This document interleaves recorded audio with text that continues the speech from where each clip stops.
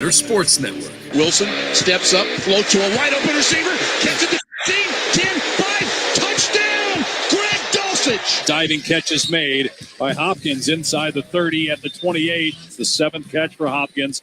I guess we have our answer as to how much of a difference D-Hop makes for the offense. McCaffrey racing down the sideline. He's got the 30, inside, all the way to the 20-yard line.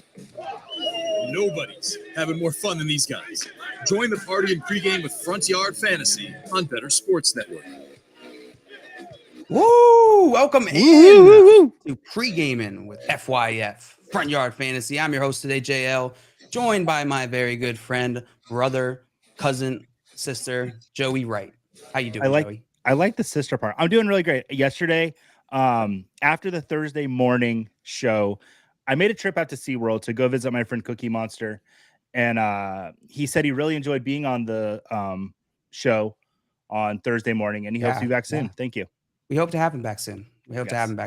Also joining us is good friend of FYF, Steven Johnson. Steven is the man. If you're not already following, make sure you go follow Steven over on Twitter. He is the man, like I just said. How you doing today, Steven? I'm doing fantastic. Thank you for having me. I'm ready to get rolling, talk some football. It's a freedom day for me that I don't have to worry about the crapping the bed until tomorrow night. So I'm very excited to just enjoy some football today. Freedom. Yes, Amazing. We got plenty of football coming up.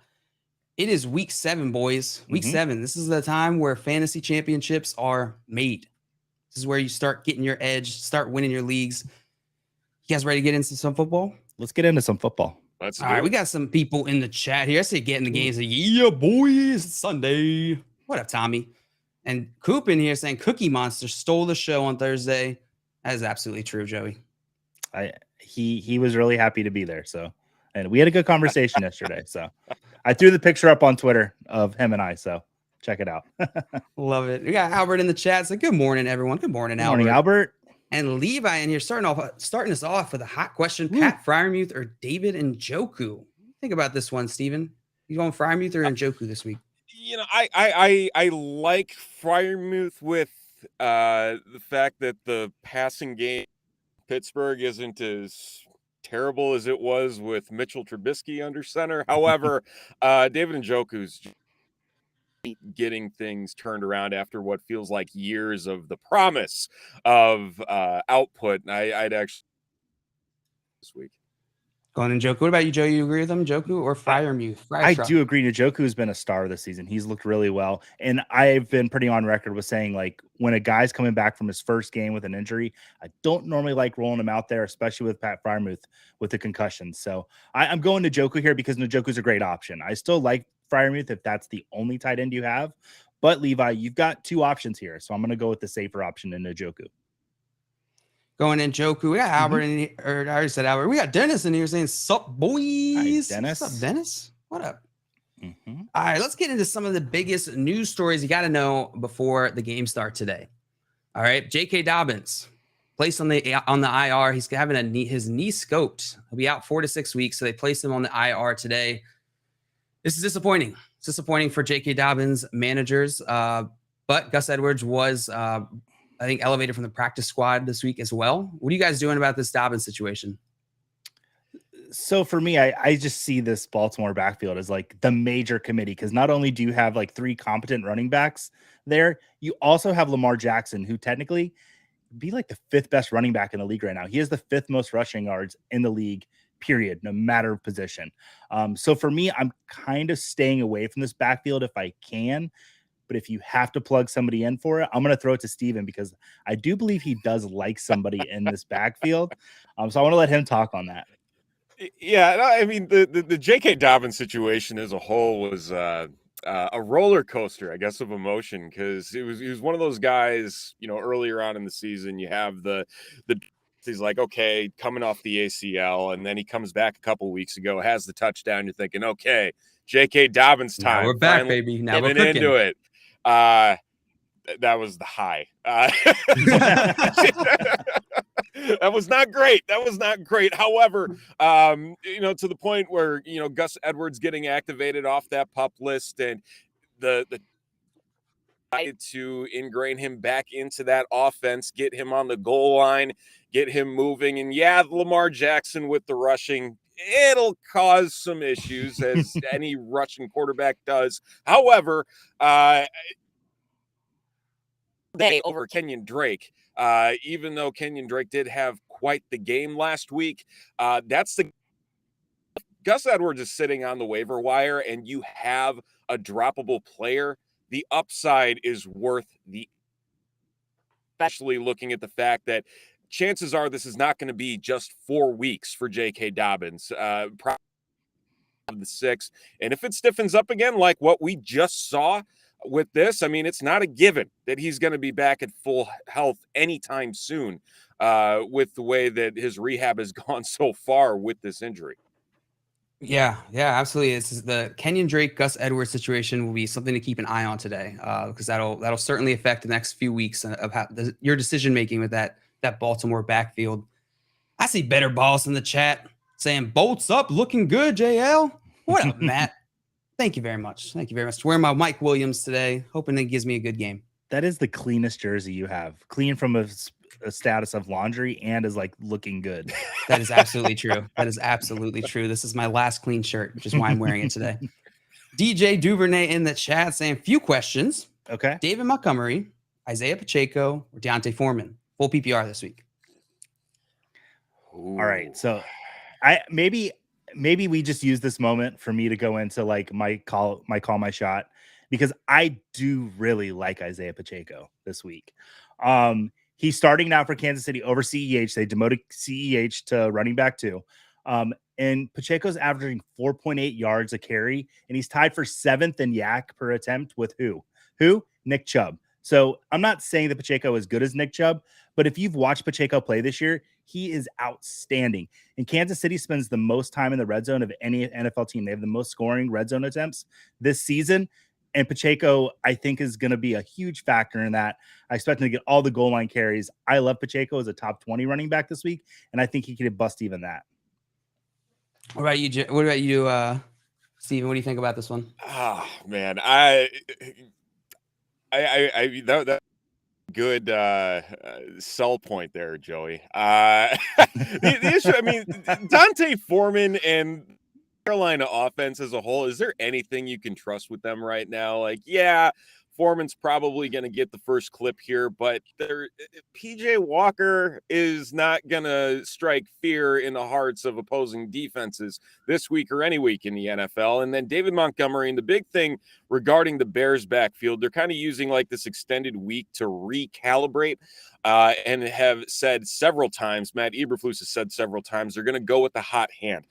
That plays more into Khalil Herbert than does David Montgomery, and it makes him a riskier play with the fact that Khalil Herbert has just looked better this year. I'd go Pacheco. I think that is probably the best play there, which feels really because it's not an easy matchup either going against the Niners. You get Nick Bosa back. It's going to be a tough run of things, but given the other options, I think the more of the upside is there with Pacheco. Yeah. As far as Foreman goes, playing Tampa Bay, like that run defense is stout. And I don't want to play really any Panthers at all, including Foreman. Even though I do think he is the back to own. So you both are going Pacheco, right? Yes. On that one. All right. Well, I would go David Montgomery. I would maybe zag a little bit while you guys dig in. Coop in here saying, get ready to answer 70 Pacheco start sit questions. Thanks for the heads up. Coop. I'm expecting it now. Second part of this question, I've actually lost it. No, I see it. Okay. Wan'Dale Robinson or George Pickens this week?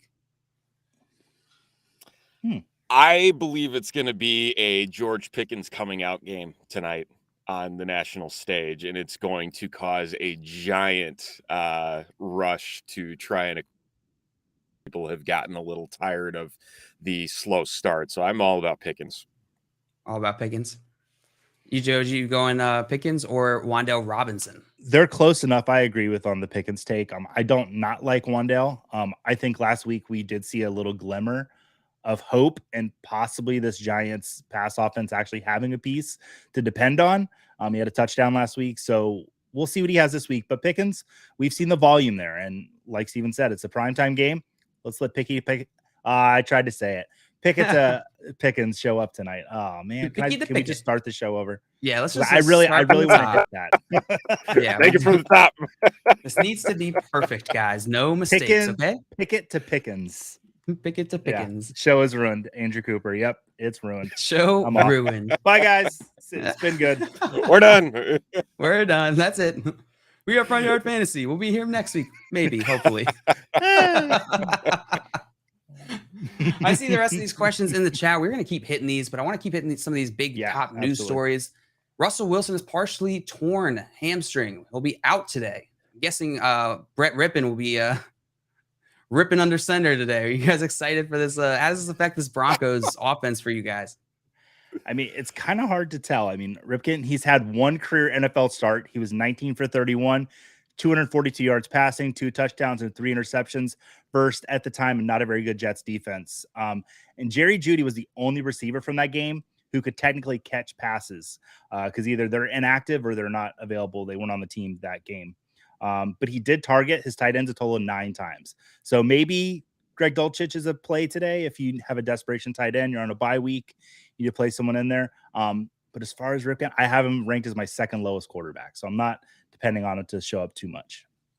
What about you, Steven? Are you starting these other skill position players in fantasy this week? Cortland Sutton, Jerry Jeudy. What do you think? So the thing about the Broncos, how much worse can it get?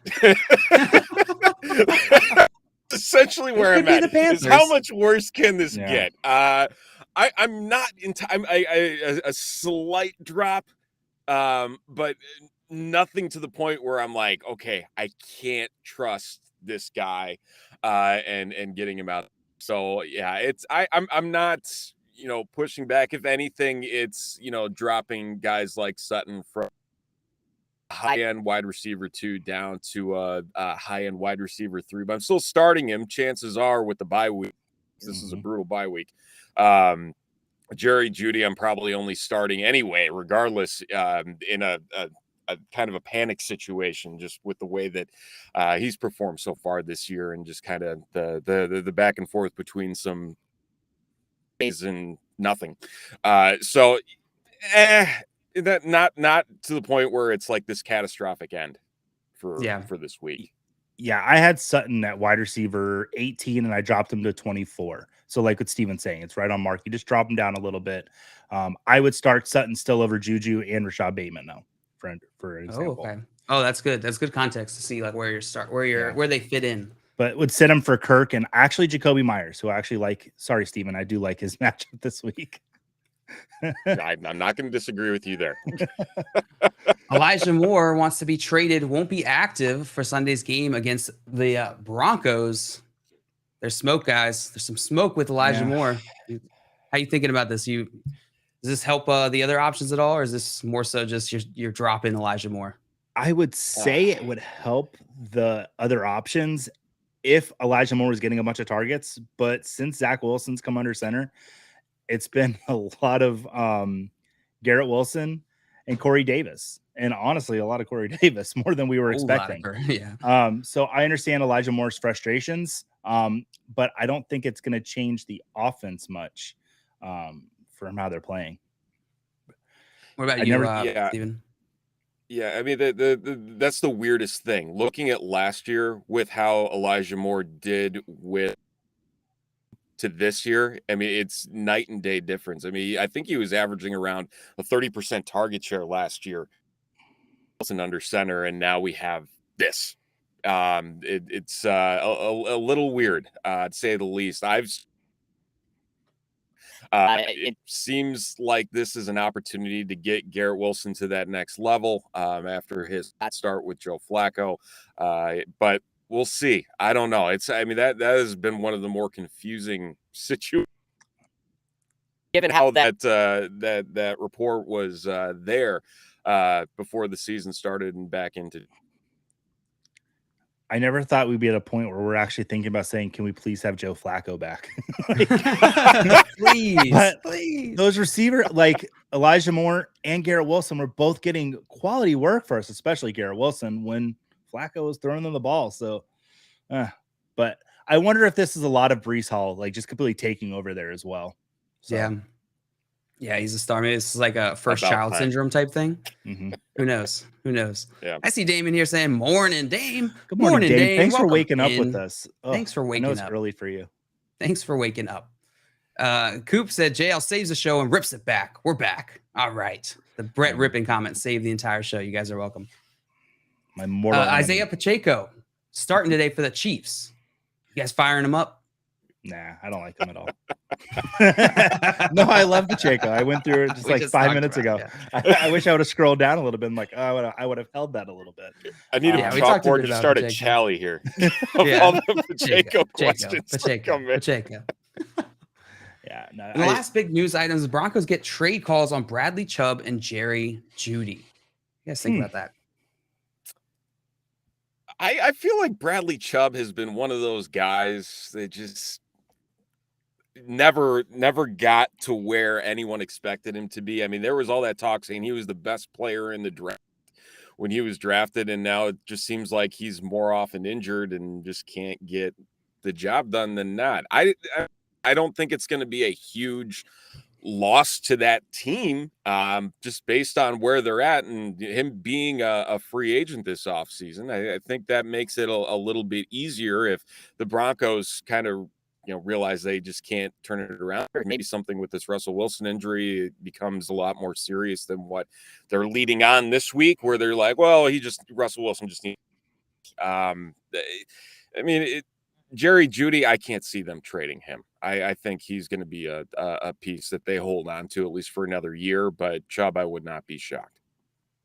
Yeah, no, I'm with you. I don't think that I think it'd be unlikely to see a Jerry Jeudy trade, but Chubb could be interesting. Let's hit some of these comments in the chat. We got Dan Snyder asking Dobbs or Brian Robinson, full PPR. What do you guys think? It was nice of Dan Snyder to pop in here with us this morning. I know. He has dealing with a lot, but I am going to go with Brian Robinson in this. I don't necessarily like the matchup for him too much, but I like the talent a lot. What about you, Steven? I just do not care for Brian Robinson at all. He's one of those guys where thing good. But for whatever reason, Ron Rivera loves him. I'm going to go Dobbs on that one. You're going Dobbs. I would go Dobbs as well. I'll go Dobbs as well. We got fan first asking full PPR McLaurin or Bateman this week. What do you think, Joey? I'm gonna go McLaurin with the Jahan Dotson out news being there. I expect him and Samuel just to get all this passing work. And I've been really down on Terry McLaurin a lot this year, and mainly because I just want to keep my job so Matt doesn't let me go. I'm just gonna say McLaurin here. Taylor Heineke just I know he was serviceable, but you look to the connection that Bateman had with Lamar Jackson at the beginning of the year and the games that they were able to string together. I think getting him back is going to be huge.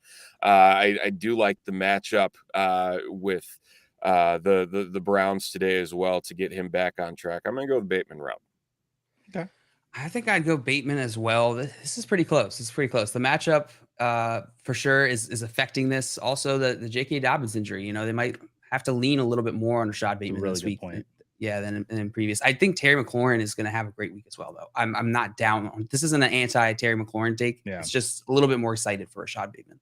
Yeah, he's had touchdowns and he's played 4 games. He's had touchdowns in half of them, so that's encouraging. And at least 59 yards in 3 out of 4 with touchdowns. So yeah, and Heineke coming in does add a new element for Terry McLaurin in the sense that we might see something different than we've seen this year, which could be good, could be positive. Yeah, but the one thing that I'm a little concerned about too is Green Bay is on the verge of damage control chaos and ready to play today to make sure that they don't lose another game, especially after that Jets loss. Yeah, great point. Better in here asking DFS, would you start Josh Jacobs, Derrick Henry, or Saquon Barkley? Oh my goodness. I mean, do you have to sit one of them? That is a good question. Because I Need a job. cannot imagine if you've got 2 running back spots in a flex that you have anyone that, because Josh Jacobs is outstanding this week. I love him as a play, but I'm not starting over Barkley and King Henry. I'm not going to get that cute. And DFS, I would play Josh Jacobs over them. Which is, the question is DFS. Oh, yes, DFS. Would you start Josh Jacobs, Derrick Henry, or Saquon Barkley? Because I did see Josh Jacobs' salary was not that much. I want to run to FanDuel and get those salaries really fast. Can we come back to that? Because I want to give him a good, clear answer on it. Yeah. Let's circle back to it in about 30 seconds or so. Yep. Let's see. We got some more questions in here. Tyler asking Isaiah Pacheco, Clyde Edwards-Helaire, or Jeff Wilson for a full PPR flex. What do you think about this one, Steven? Man, that's another just messy thing. Pacheco, again, add another to the board. Right? Yeah. And I mean, here's the thing is it might require a little bit of waiting out to see if there's anything that comes out about just how ingrained CMC is going into the Niners game plan. Supposedly they have a package of plays for him already because he's some kind of brainy. He understood the playbook. It's only been 3 days. But I mean, if he's in the game on 15 to 20 carries and the majority of those are down in the red zone, I mean, that's going to siphon off anything that Jeff Wilson is going to do. So I would say Pacheco in that group. Going Pacheco. For me, the Pacheco's matchup against San Francisco makes it a little less enticing than Jeff Wilson. Jeff Wilson, I still think, is going to be the primary guy in this offense. I think they're going to work Christian McCaffrey in a lot, but I still think Jeff Wilson's going to be the guy that they need to use in the situations where they can't just plug CMC in, coming in fresh essentially this week. So yeah, I'll go Jeff Wilson. Joe, you got those salaries? Yeah, I do see why he brought this question because it's a really great question. So Saquon Barkley is 9,300. That's really expensive. However, it's Saquon Barkley. King Henry, 9,200, so $100 less. And then Josh Jacobs is 8,600. So in my mind, it's like, okay, I would rather play Barkley than Henry. So $100 is not going to turn me away. But $700 between Josh Jacobs and Saquon Barkley. You can do a lot with $700.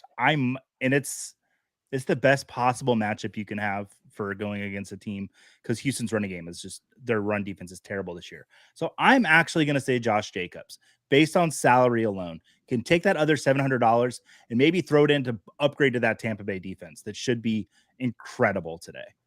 Yeah, I'm going with you as well, Joey. I'm going to go Josh Jacobs in this. The matchup is so good going against Houston Texans.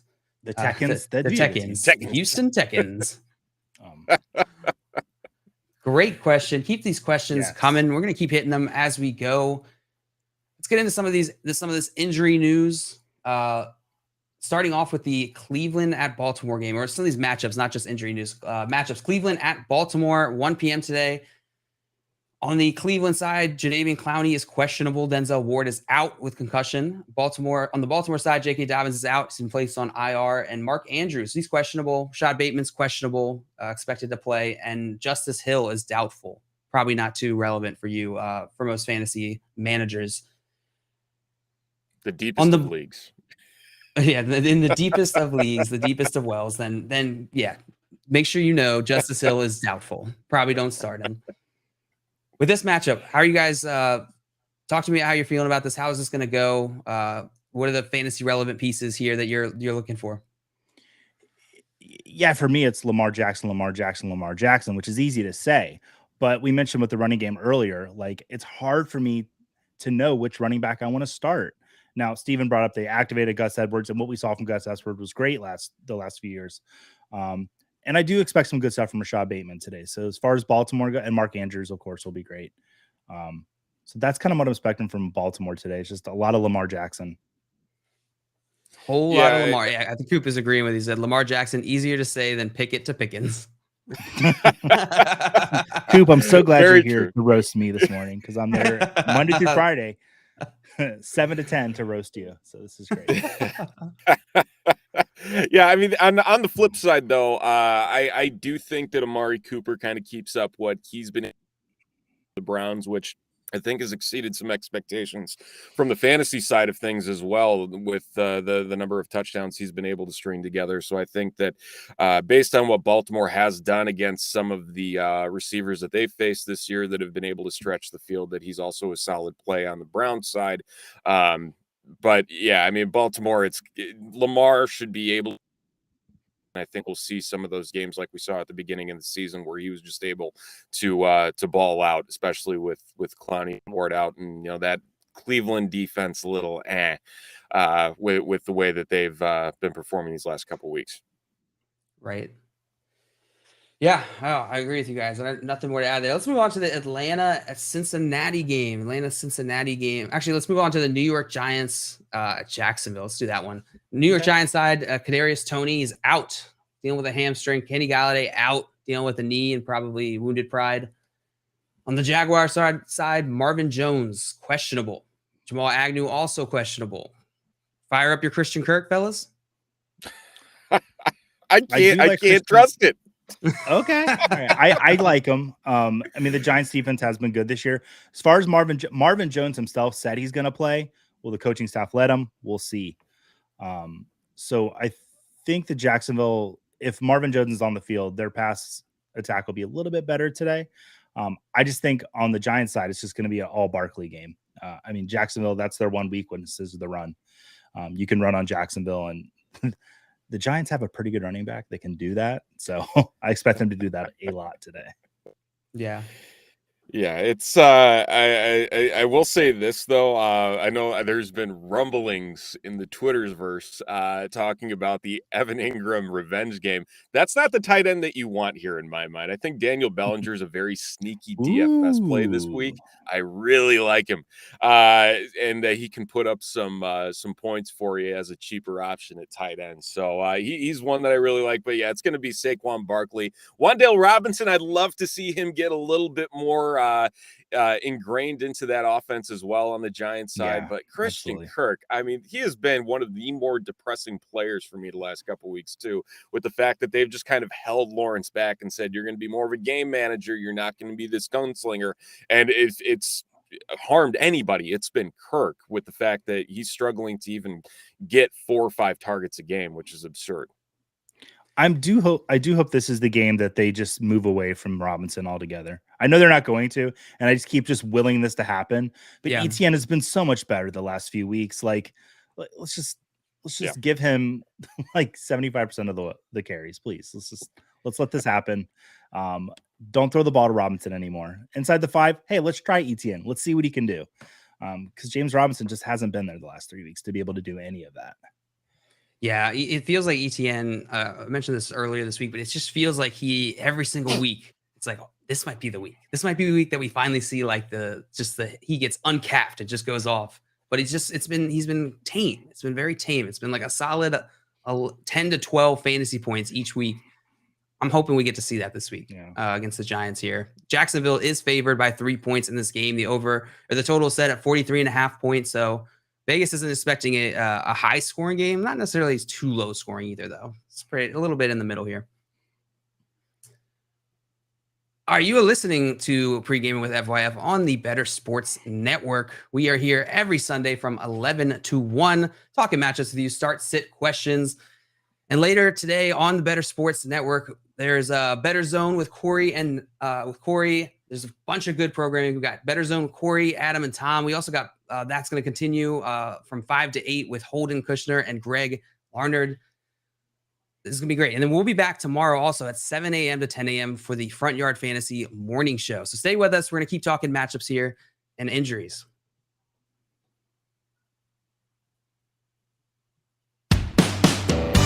Call, chat, and enter contests in real time. It's Sports Talk 3.0 with Bettor Sports Network. Moose and Keith. Because I never asked you this. When Noah was growing up, when did Noah first where you got a sense that this is what my son wanted to do? I was really busy during his formative years. I didn't meet Noah until he was about 19. Nice. So your wife did a good job. Yeah, you may want to talk to your wife.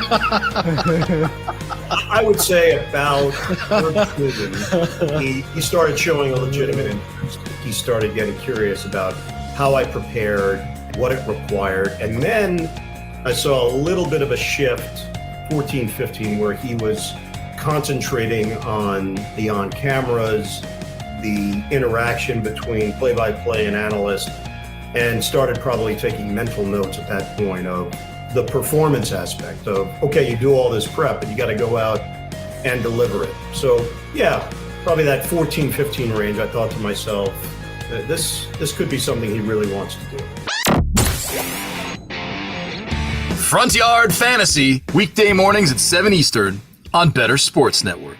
You don't need to be like right 100% of the time. No, there was a tweet about the refs that had me kind of cracking up the other day because somebody was like, we have the technology to track the ball down to a centimeter and figure out what speed these guys are running on the field. Yet somehow we still mark the ball by That's my favorite. a 60-year-old dude eyeballing it, and then we run over with literal chains and measure it. It's like, you think we could probably get that figured out. The least precise way to measure something, and then immediately following that up with a super precise way of measuring something. Yeah, it's like we have satellite. Like if you're a millimeter short of that chain that they bring out there, that they ran out it as best they could in a straight line. But if you first they just go here, and then they grab the chains and they run in the straightest line possible. But then if you are 1 millimeter short with that football, it doesn't count. Sorry. Couldn't have been human error. You're just short. That's exactly. And they bring up the index card or whatever. Meanwhile, they have satellites in space tracking how fast Brandon Ayuk ran on an end around. But we can't. and I can see that number live while he's doing it. Like I can see every player's speed on the screen live. I love that. It's and not to mention that dude's trying to make the spot, and the player always tosses the ball right into his face. Right? He's coming over to spot it, and it's every other time the player's just here you go. Here's another thing to juggle. Lunch Money with Kyle and Ray, presented by FantasyGuru.com. Is it me, Ray, or is the only publicity that Microsoft Surface has gotten out of their whole thing on the sideline is people throwing them to the ground in anger? Is that just a me thing? Or the only time I hear about this device, Ray, is when somebody is chucking it on the ground, just pissed off at it, which I get it. All of us are in that world. We love to do that. Only in the NFL, Ray, can they get away with it because these are free. There's no cost. It's part of the sponsorship. Here's 5,000 Microsoft tablets to get you through the NFL season, and these players are just slamming them down. It's like they become Gilbert on the sideline, and they're so frustrated. They're just the only publicity this company and this product has gotten is negative. Bettor Sports Network. It's sports talk done better. Welcome back to Pre-Gaming with FYF. I want to hit some of these actives, inactives. Make sure you get these players in or out of your lineups real quick. On the active side, Dak Prescott, active. Jonathan Taylor, active. Nyheim Hines, Nick Bosa, Deontay Johnson, Tua Tagovailoa, Kenny Pickett, and Freiermuth are all active today. Mm-hmm. You can start them if you need to. Don't be afraid to. On the doubtful side, DeAndre Swift, Baker Mayfield so far. And on the outside, we got J.K. Dobbins out. Elijah Moore out. Russell Wilson out. DJ Shark, DeAndre Swift, Christian Watson, and Randall Cobb are all out. Carson Wentz is on the IR. Shaq Leonard, Kadarius Toney, Kenny Galladay, Julio Jones, Cameron Brate, Darren Waller, and Jahan Dotson. All those guys are out. So if you have any of them in your lineups, make sure you take them out before the game start at 1 p.m. or whenever their game starts so they don't get locked in. Simon in here saying Swift out is a killer. Yeah. That one kind of shocked me seeing that last night come through because it seemed like by all accounts they were going to say, all right, DeAndre Swift up and running. It's the end of the road for now for the Jamal Williams show, but looks like we got one more episode in the canon here. Yeah, one more episode. They've been saying he needs one more week for 3 weeks now, and I am actually starting to get a little worried because I thought coming out of the bye he'll be there, and now he's not. Now Jamal Williams has been fantastic. So as far as the Detroit Lions, it's sad that he's not there, but you have someone that's definitely filling in. For fantasy, though, a lot of people drafted Swift at very high, so it's a little worrisome. Definitely a little worrisome. We got some more questions in here in the chat that I want to hit on. Well, first of all, we got Dave in here saying, I hope jail isn't cruising for a bruising. You know I am, always, baby. And Scamper's in here saying, hi, ladies and lads, I'm in the woods. Well, Just hope you're enjoying it. Woods. Hope you're enjoying the middle of the woods, my friend. We got a question here from Nixa asking, half PPR, flex spot, Brian Robinson or Isaiah Pacheco? What do you guys think about that one? It's Pacheco for me. Pacheco. Add another one to the Pacheco board. Yeah, and I was the Brian Robinson guy for a very long time, and I still do like Brian Robinson this season.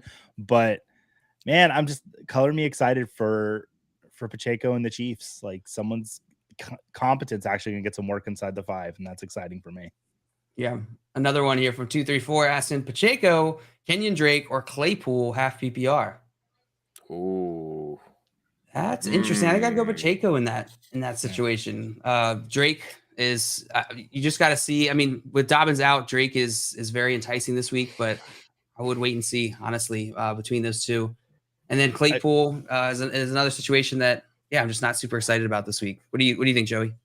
I wonder if we could get Simon to call Kenyon Drake, since they're good friends, and ask him how hot his hands are this morning, because the only way I see Kenyon Drake getting a lot of work today is if his hands are hot. If he's the hot hand, that they're going to roll with him. But I just don't trust him to be the hot hand. I said hot hand 4 times. Hot hand. Right, you see it. Today's buzzword. I'm intrigued by Claypool and what he's been able to do the last couple weeks, and it wouldn't shock me if there is a little bit of politics behind his performance, with the fact his name has been getting kicked around on the trade block, and to boost up his value a little bit more. I'm going to go with Claypool because it seems like he's getting things finally figured out. And what is this, year 3 that he's in? So I'm going to go Claypool. Going Claypool. Hallen here saying Jamal Williams or Cortland Sutton, PPR. Williams. Workload. Swift out. Yeah. Russell Wilson out. So that makes it a little interesting. Yeah, I'm going Jamal Williams as well. Coop said half PPR, Pacheco or Pacheco. Drake. That's 2, Steve. That's 2. Better Boss saying all those people I told to draft Swift late first / early second. I'm sorry. I failed you. The process was pure, Matt. The process was pure. All right.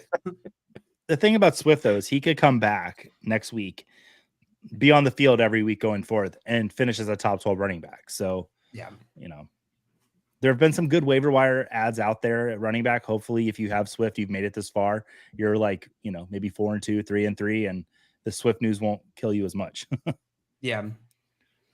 Unruly Drip saying, I need help with my flex full PPR, CMC or Godwin. CMC or Chris Godwin. CMC on a new team, San Francisco 49ers, traded earlier this week. Chris Godwin on the same team as he's been on, so no updates there. Which of these 2 guys are you guys starting this week? You confident enough to start CMC? I'm confident starting CMC. I think they said that he's going to have red zone packages, and he's got a few things built for him already. However, I love Chris Godwin against the Panthers today, and I'm not moving away from that. If this was a regular week and CMC had been in the offense for a couple of weeks, it's CMC, 9 out of 10 times. But today it's Chris Godwin, just because CMC is still a little new to that offense. Yeah, and Godwin started to get more ingrained into everything that's been going on. He's been a really great option in PPR. I have no issue firing him up and expecting minimum 15 points out of him today. Mm-hmm. Yeah, I'm with you guys. I'm on the Godwin side of this as well. I have Godwin as at wide receiver 8. He's right behind Evans. Like I love them both this week, and it's hard. I think they could easily both finish as top 10 wide receivers. It's a little rich for my blood, but I like it still. I have Godwin as a wide receiver 2 this week. Okay, but I still like the call.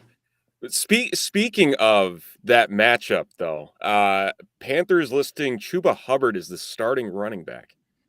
I'll buy it. Yeah. There you go. Seems like a trap. This seems like a trap.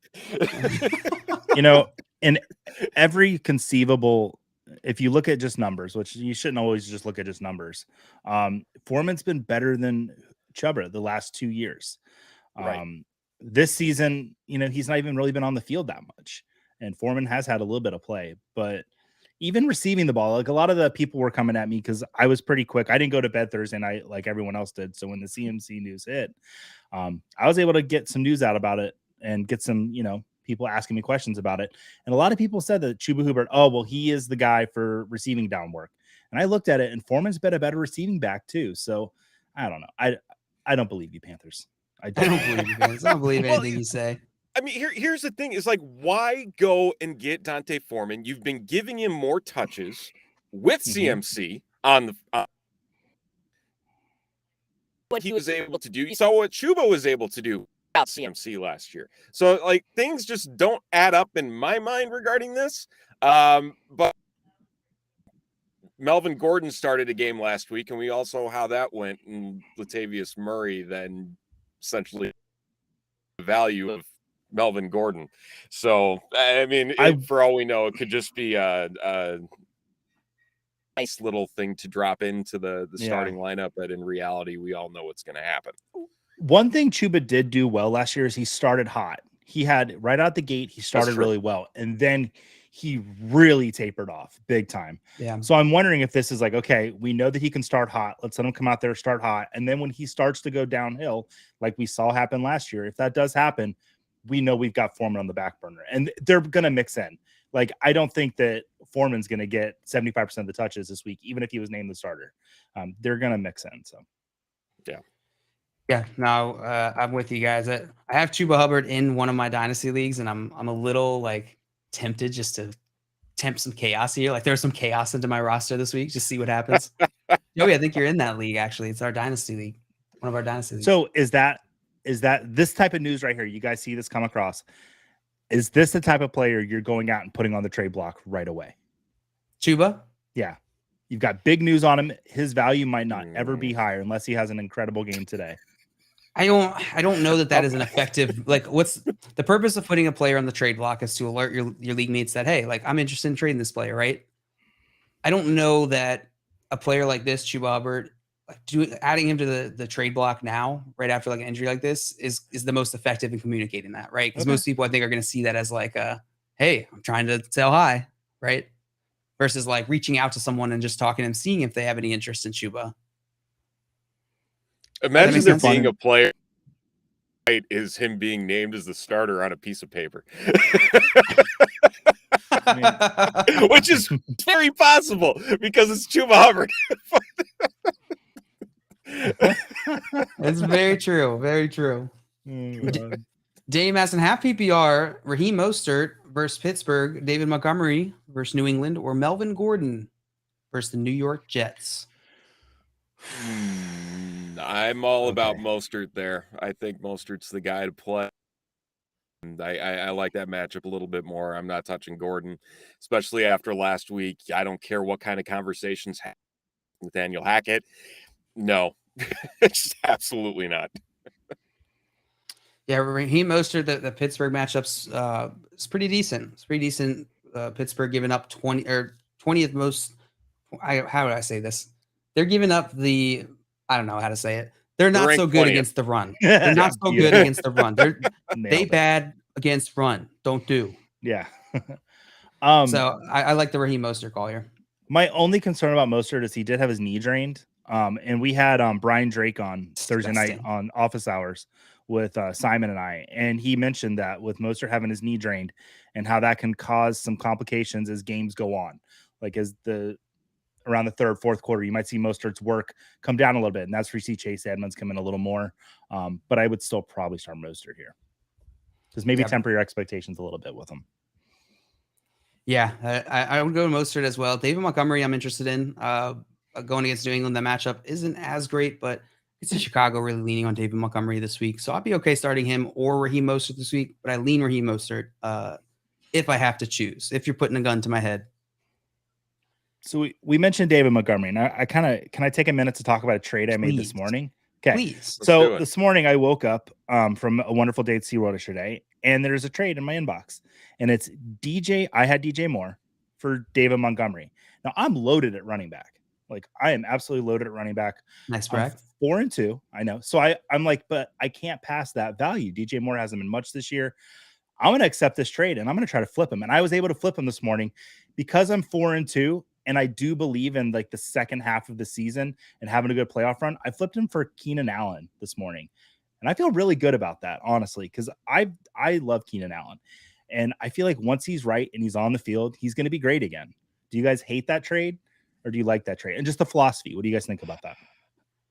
I mean, define stacked. I guess is the other thing. David Montgomery would have been like my RB5. Oh, all right. Well, I mean, in that case, I think it is worth the risk, especially if you are hurting it. What I do like Keenan Allen, not this week per se. No, I don't think he's going to play this week. They're calling him a game time decision. I don't think he's going to play. I think this is a good week for Gerald Everett to kind of siphon some of that work and he's back on track because I'm sick and tired of him crapping the bed. But that's Mike Williams. No, I that, especially in PPR leagues. I think if you can go and get Keenan Allen on the cheap, or you have the ability to, like you do, Joey, with that insane depth at running back, then I would definitely go and do it.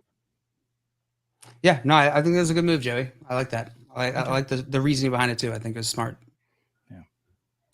Thank you. I feel vindicated now, and I'm gonna have a good day now. Gonna have a good day. I messaged the guy that sent me Montgomery, and I was like, he won't be on my team for more than an hour. Like, then why did you accept it? I'm like, because I'm a dealer. Yeah. Making deals, got to make them happen.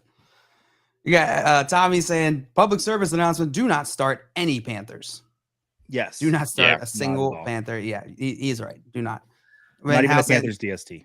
Not even the Panthers DST. House they don't want to win. They are going to play guys whole games to see what they got. Yeah, at this point, I think they're probably throwing the towel in on their season. So yeah, you don't really want to start them. Tommy's asking Drake London or Tyler Boyd full PPR. Ooh. I go London in that situation. I with both Higgins and Chase active. I mean, Boyd will get you a play here or there, but I do like London in this matchup. I think this is going to be a really high scoring game overall today between the Bengals and the Falcons. It's London for me as well, although I'm reaching the point where I'm starting to get a little worried about London. The last 3 games, he's only had 9 receptions, 92 yards, and 0 touchdowns. Completely opposite of his first 3 games. Through his first 3 games, he was the rookie breakout. Everybody loved him. It was him and Garrett Wilson. Like, oh my gosh, who's it going to be? And now it's just, and this just might be a bump in the season for him. But he can get back on track today for sure. It's Chris Olave. Chris Olave. Is it Chris Olave? Like season long, it might be. That's who that's who I don't hate him. Anyway, I digress. All right, let's get back into some of these matchups. We'll keep going through these as we go. Reminder, if you have questions, throw them in the chat. We'll kind of answer them as we go. And you got any start sit questions, roster decisions, let us know. We're here to help you all the time, every day, no matter what. Let's go on to the Tampa Bay versus Carolina game. Since we've been talking so much about Carolina here, Julio Jones is out. Cameron Brate out. On the Carolina side, Baker Mayfield is ruled out. PJ Walker is going to start today. So adjust accordingly. And Laviska Shenault is questionable. He was a full participant on Friday, but he's dealing with a hamstring injury.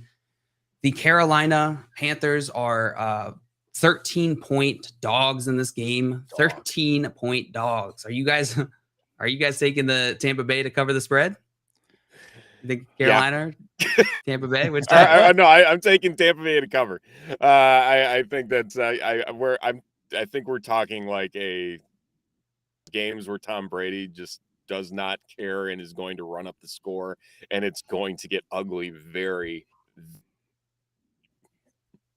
Yeah, Steven mentioned that the Green Bay is going to try to get back on track today, but for me, this is the get back on track guy because Brady, while he's looked okay, hasn't looked like Brady, and this is the perfect game against a division rival to get everything he needs between Godwin and Evans. Like, hey, let's get Odd some work. Since Coop's in the chat, let's get Kate Odd some work too. Let's get another tight end that we can talk about daily. Yeah, so I could hear him talk about it all week. Please.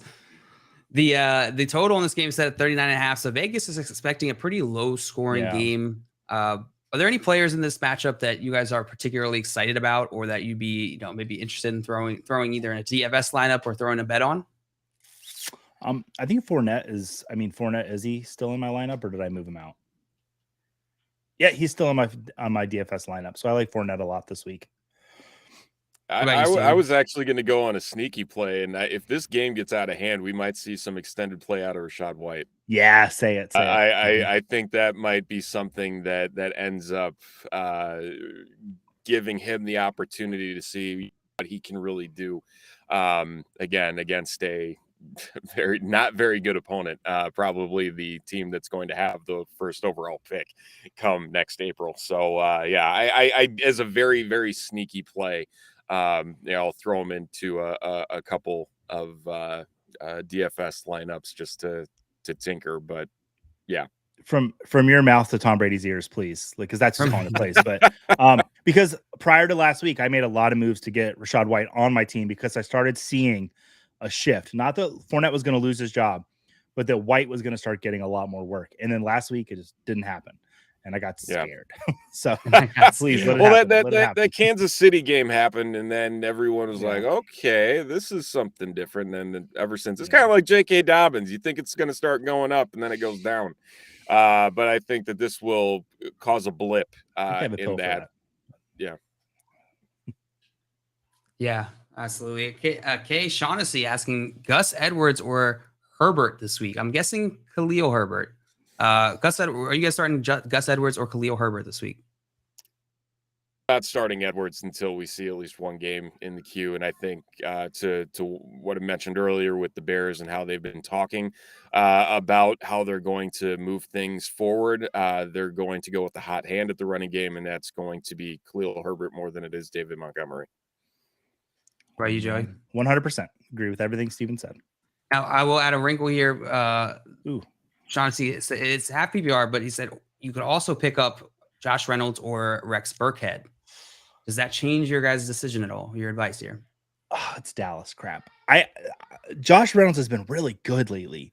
And with no DJ Shark, Swift not there, Amon-Ra St. Brown is going to be back this week, but man, I'm tempted to say Reynolds. This is a St. Brown smash game.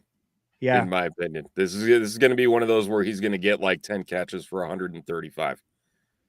But that leaves like 5 for 70 and a sneaky touchdown for Josh Reynolds, and you're happy with that if you get that.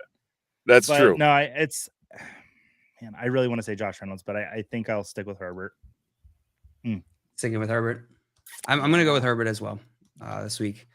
And Hal said TB on the money line is less scary. Yeah, the money line for this Tampa Bay Carolina game, Carolina plus 528 is what I'm seeing here on PFF.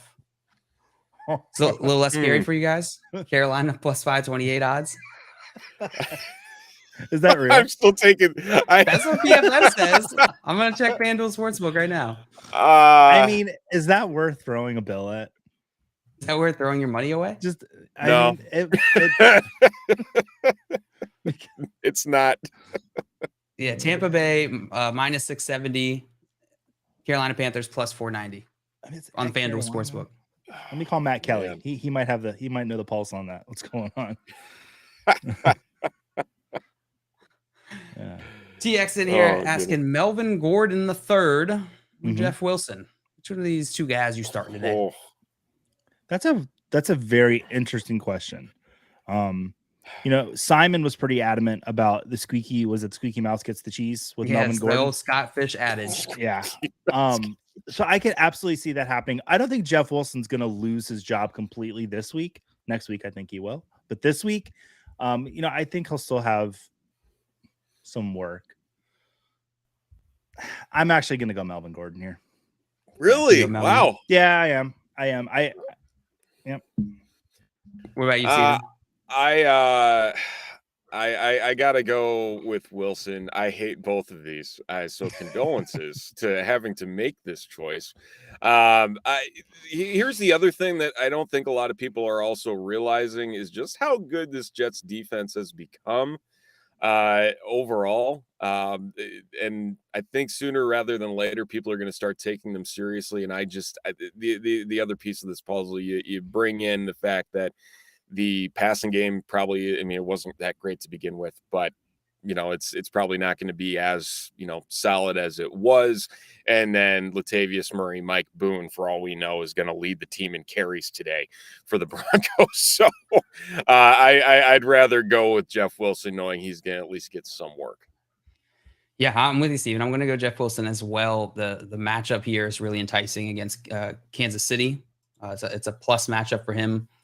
The total in this game is set at 49, which seems a little more tame than I would expect. Kansas City's totals have been pretty high, so Vegas is expecting maybe a little bit less of a barn burner on this one. Wait, yeah, barn burner is a good one, right? It's high scoring. High scoring. I immediately just questioned that it meant the opposite thing, and I was like, wait, does barn burner mean that there's no points scored?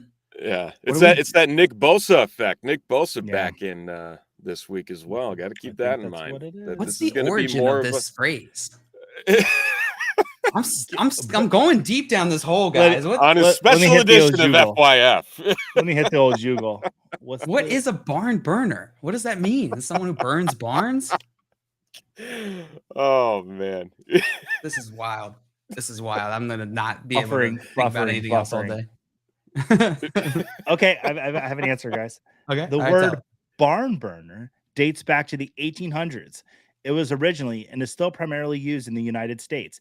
It's a reference to a story about a farmer whose method to get rid of the rats that infested his barn was burning down the barn entirely. What?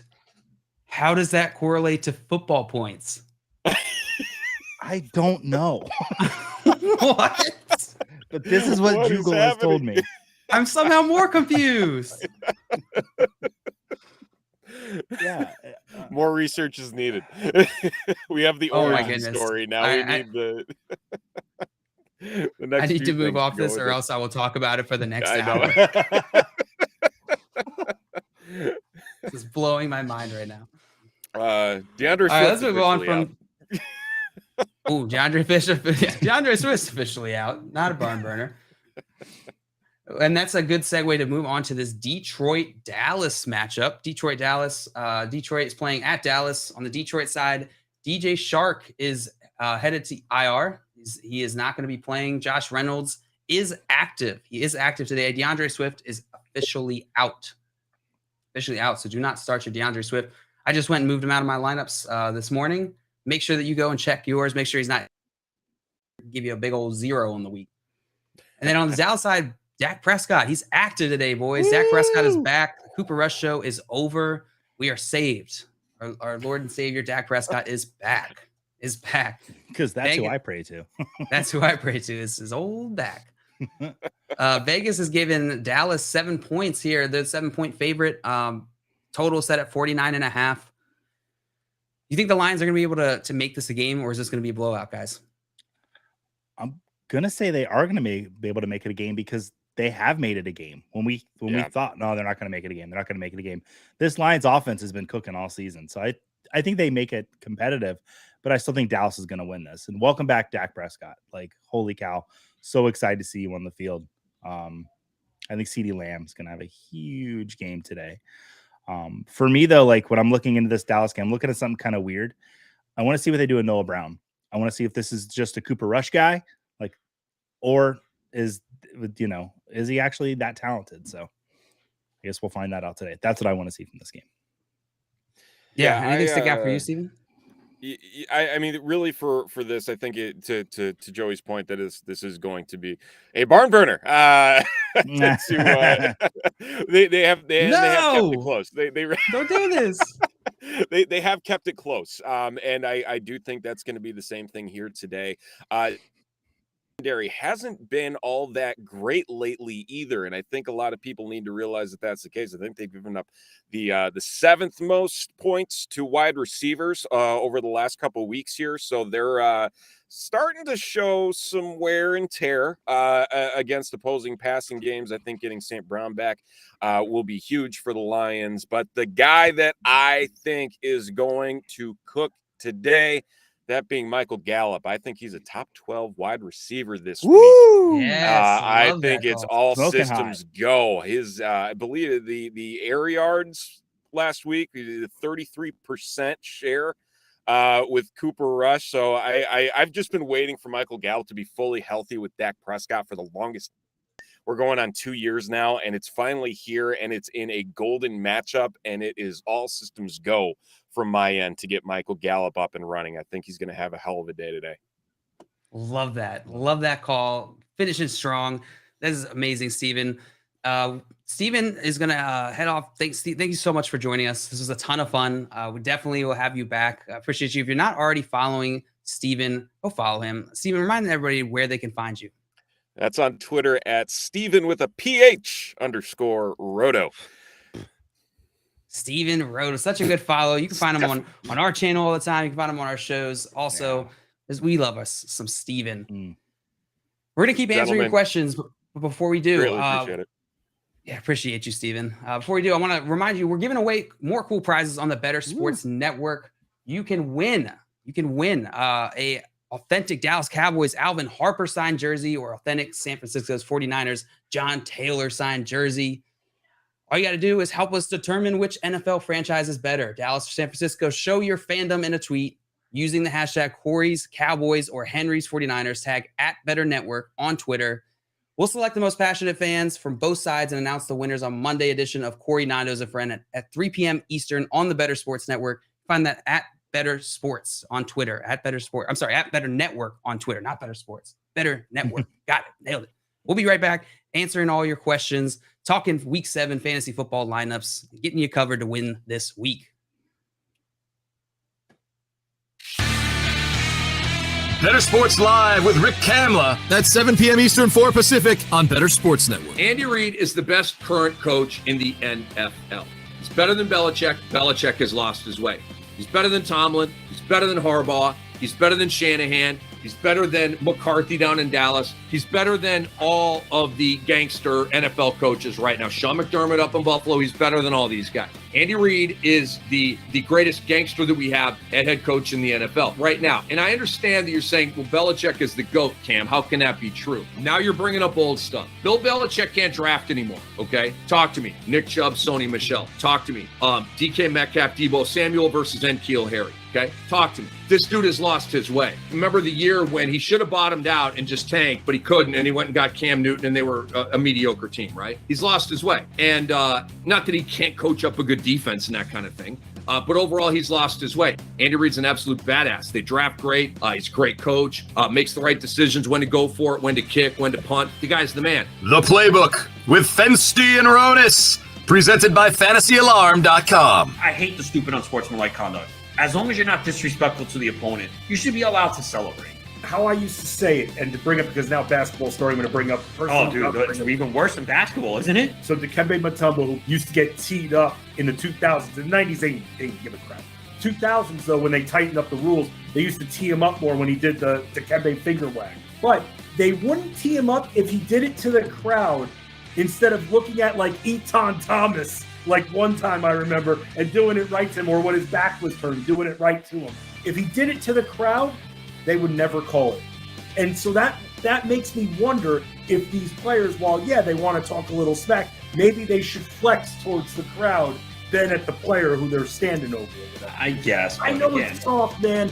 It is soft. Because you know what? Like we're gonna give 15 yards for that, bro. They think that, you want to know why? They're paranoid. They think that's gonna turn into a fight. See, I disagree with that. That's not going to start a fight. I agree with you. They don't agree with us. It's one thing, okay, if you spit in someone's face or say something derogatory, like about their family or something, right, yeah, that can incite it. But if you're just like, yeah, I made that play, what? You know what I mean? Like, again, they know the rules. You got to know you're going to get flagged. You have to have discipline. But, like, I don't know. I have no problem with celebration as long as it's not disrespectful. what's disrespectful? You know, It's interpretation, and that's my Right. problem. Watch, it's going to cost someone in a big playoff game, and that's when people are going to go crazy. There'll be a third down play. Someone makes a pass breakup, and they're in someone's face. They're going to throw a flag. It'll extend the drive. That team scores, wins the playoff game because of it. You need something drastic for it to really leave an imprint, and I hope that doesn't happen to mine. Better Sports Network is betting, fantasy, collectibles. It's sports talk done better. Pre-gaming with Front Yard Fantasy.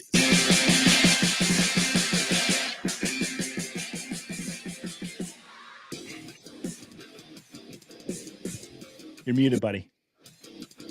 No, I was doing so good. You're doing great. So good. You're doing great. Oh, I had to fart during the break, so I didn't want to, have a hot mic. That would have been so embarrassing. I think hot mic farts are okay. I don't think that's anything to hide away from, and you shouldn't run from it either. Yeah, we shouldn't. We shouldn't. No. Yeah, shout out to Steven for joining us. Steven Johnson. That was a ton of fun. We're here for another hour. Make sure you're getting all your fantasy questions answered. Make sure you're set up for week 7. Week 7. If you're just tuning in, we got some actives and inactives. Make sure that these guys are in or out based on your lineup. We're getting new information as we go, minute by minute, leading up to the game time. So make sure you stay tuned or keep an eye on all these players. On the active side, Dak Prescott, he's in. He's back. Cooper Rush, gone. Get him out of there. Jonathan Taylor, back. Load him up. He's in your lineup. Nyheim Hines, he's in. I just picked him up and put him in a lineup where I needed a running back. Okay. So Nyheim Hines, he's up. He's playing. Nick Bosa, he's back. His Chargers defense needed him. Deontay Johnson, active. Tua Tagovailoa, active. Kenny Pickett will be active. Pat Freiermuth, active. Mark Andrews, active. Marvin Jones is also active. That's it on the active side. Joey, any of those guys surprising to you? Being active, I think Nick Bosa getting back this quick is a little surprising, and that does make me a little concerned for Pacheco, but not to where I'm not starting him. Yeah. But yeah, as far as the Indianapolis Colts running backs, was it Deion Jackson? Did I say? Please don't tell me I messed his name up. Deontay Johnson.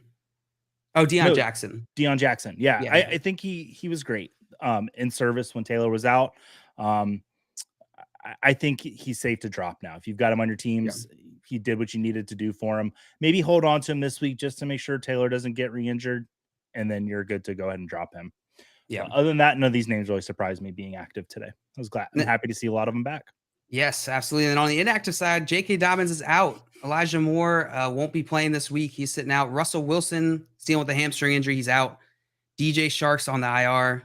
DeAndre Swift, unfortunately, will not be playing this week. So Jamal Williams season, light him up. Light him up. Top 20 running back. Top 20. Baker Mayfield over in Carolina Panthers, not playing. He's out this week. Christian Watson, wide receiver for the Green Bay Packers, is not playing as well. Randall Cobb, older wide receiver for the Green Bay Packers, also out. And Carson Wentz, Shaq Leonard, and Kadarius Toney, Kenny Galladay are all out this week, along with Cameron Brate, Darren Waller, Jahan Dotson, Jamal Agnew, Kyle Phillips, De'Ami Brown, Logan Thomas, Jonathan Williams, and Jahan Dotson. All of those guys are out this week. So if you have them in your lineups, make sure you take them out. Do not start them. Do not start them. We got some questions in here, Ooh, Joey. let's answer some questions. I love questions. From Ben. Hi, Ben. Ben. Ben. How you doing, Ben? Ben. Glad you're here. Glad you're here. What do you think of Jimmy G rest of season with Christian McCaffrey, Deebo Samuel as checkdowns now? So how does Jimmy G's situation be affected with this new CMC addition on this team, Joey? Well, so I'll look at as where I have him this week. I have him as a top 12 quarterback. Now there's a lot of buys going on right now. I think he's going to be one of those quarterbacks you can really depend on in a bye week. And it's going to be kind of matchup determinant with him. Now, he's playing Kansas City today. I love that matchup. I think Brandon Ayuk could be incredible today. Deebo Samuel's going to get work. And then as Christian McCaffrey gets rolled into this offense, it's only going to get better for Jimmy G. I do worry for Deebo Samuel's upside. I know your question was about Jimmy G, but it made me think about Deebo Samuel with, last year his rushing work got him the numbers he had and got him his place where he was at. With CMC there, I don't see Deebo getting any of that running work. That's a really good point, Joey, that I hadn't really thought much about, like that factor of them using Debo in that way. You're right. It is probably unlikely to do. Uh, I don't know. Maybe we still see some like jet sweeps and stuff like that just to switch it up, throw off the defense because they can use Debo that way. But you're right. I think they won't have to use him as frequently. So that's a very good point. I would say don't overreact to what you see today in this Kansas City game, because this is only, honestly, CMC just got in town Friday. So how much are we going to see? It's going to be so much different in a couple of weeks. So give it a couple of weeks before you make any rash decisions. Yeah, I'm starting Christian McCaffrey in my lineups this week. Absolutely. If he's playing, so you really like, you got to start him. He's a running back in a new system, which means it's a little less difficult to get him worked in from the start. We see this a lot with trades for running backs. Teams will try and get them worked in if they're suited up for that first week. They'll try and get them worked in. They'll try and get them some red zone touches, things like that, just to get them started and going and comfortable in that offense. And so I do expect to see CMC today, and I think it will affect it. And to the question about, how does this affect Jimmy G rest of the season? This is really positive for him. This is great to have another like a top skill position player added to your offense, which Jimmy G was already doing pretty well. This is huge. This is a big boost for Jimmy G, and I think for fantasy, his value's gone way up with this trade. You agree with that, Joey? Absolutely. I mean, he has one of the, if you want to be funny about it, one of the best check down running backs in NFL history. Yeah. I mean, CMC is incredible. And anytime you add CMC to your offense, it's going to open up everything else. So it's definitely positive for Jimmy G. Absolutely. Forsetti in here. So flex one, Bateman, Romeo Dobbs, Isaiah Pacheco, Terry McLaurin, or George Pickens in a non-PPR standard league. Non-PPR standard league. Give me those names one more time. I was set on Bateman, and then you switched up the format. Rashad Bateman, Romeo Dobbs, Isaiah Pacheco, Terry McLaurin, or George Pickens. Man, I'm going to say Pacheco. Non-PPR. Yeah. Non-PPR part changes it a bit. If it had been PPR, I would have said Bateman. I just think he was going to get some work today, but yeah, it's going to be Pacheco for me. On the Pacheco side, I think I would go with Terry McLaurin. I'd go with Terry McLaurin going against Green Bay in this matchup. Taylor Heineke under center. I think Terry McLaurin will be able to likely score some touchdowns. I think they're going to have to lean on him. Do you think if Heineke plays bad, we might see Sam Howell pop out there today for the Commanders? Yeah, I could see. I'm hoping we do. Like, if the game's going poorly. Yeah. I'm really high on him if he actually gets to play. Yeah, I could see. It'll be interesting. I want to see the outcome of this game, this Washington versus Green Bay game, which we'll touch on here in a bit. But both of these teams are not quite what we thought they were going to be coming into the season. Moving on, Rochita is asking Josh Reynolds, George Pickens, Wan'Dale Robinson, Mecole Hardman. Pick one of these guys, Joey.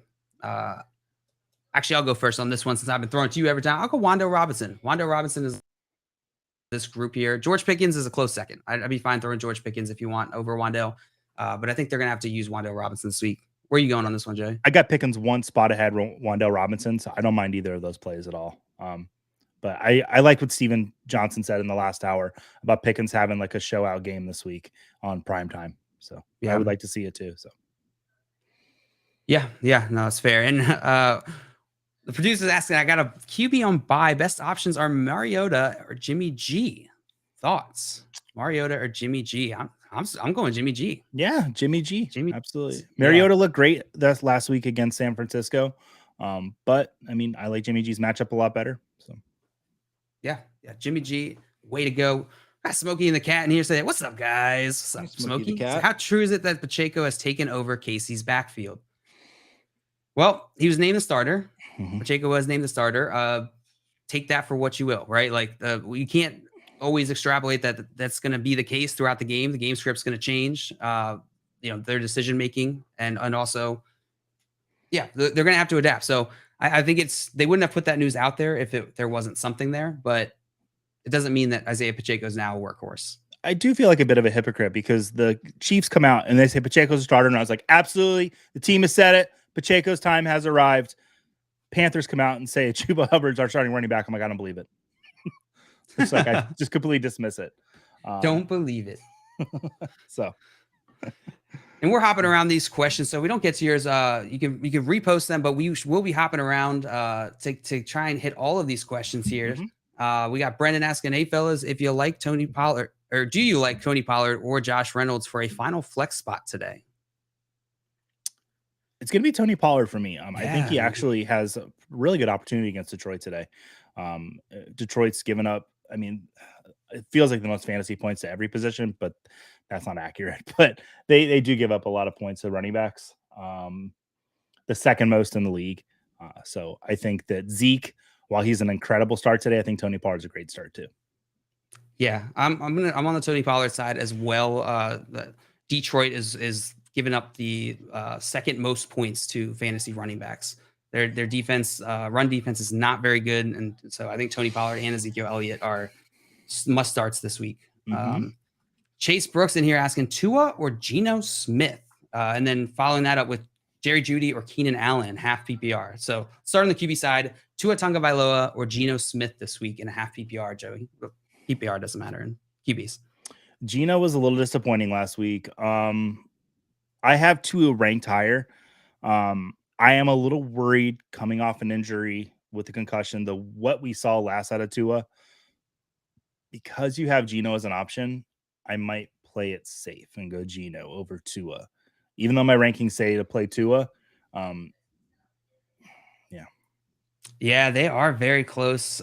Tua's playing the Steelers this week, which their defense has been giving up a lot of points to QBs. And Geno Smith going against the Chargers.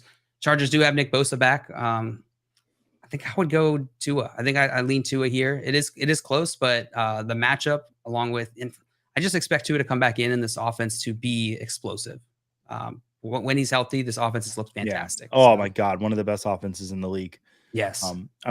I want to see him get hit one time. It's kind of like when Tony Romo with the back injury. I just want to see him get hit one time, and then I did, and I was like, I love you, Tony, but I don't ever want to play you again. Yeah. Essie in the BSN chat asking, I have to pick two. Okay. Anderson, Lockett, Keenan Allen, Hunter Renfrow, or Jerry Jeudy. Who is that Anderson? Do you know?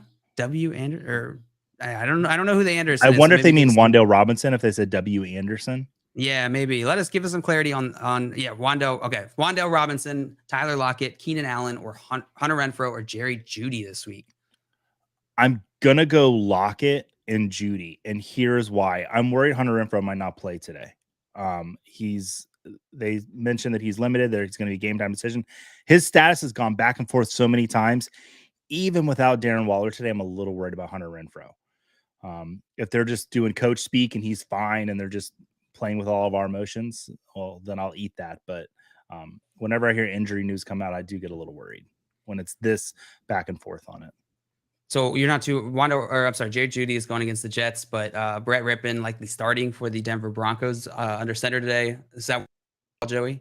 It does, but if there's a receiver that I will say okay with starting in that game, it would be Jerry Jeudy, because Rippon, it does show he does have a little bit of history with him, and that's all I can really lean on with him.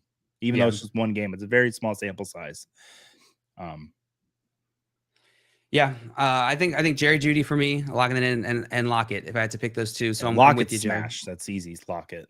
Yeah, Lockett is definitely you're locking him in. Wan'Dale Robinson is interesting, but we saw him get like 4 targets last week. The touchdowns helped, but it was he wasn't on the field a lot. So I want to see him get worked in compared to these other guys. I wouldn't want that risk. Going against Jacksonville, whose defense has been fairly their decent. pass defense is really good against receivers. Yeah, it's just a little too much risk compared to the other guys. Keegan in here asking Najee or Ramondre Stevenson this week. See, this is where it gets tricky. I do have them back to back. I feel like he went to my rankings and he's like, I'm going to make Joey say this live. It's going to be Ramondre for me. With Damian Harris coming back, my worry for Ramondre is small this week because I feel like they'll want to get Harris back up and running, so he might not get his normal workload. I do like Harris's matchup against Miami this week, but Najee has just been so bad recently. And I think we've got one more like solid week from Ramondre Stevenson. Yeah.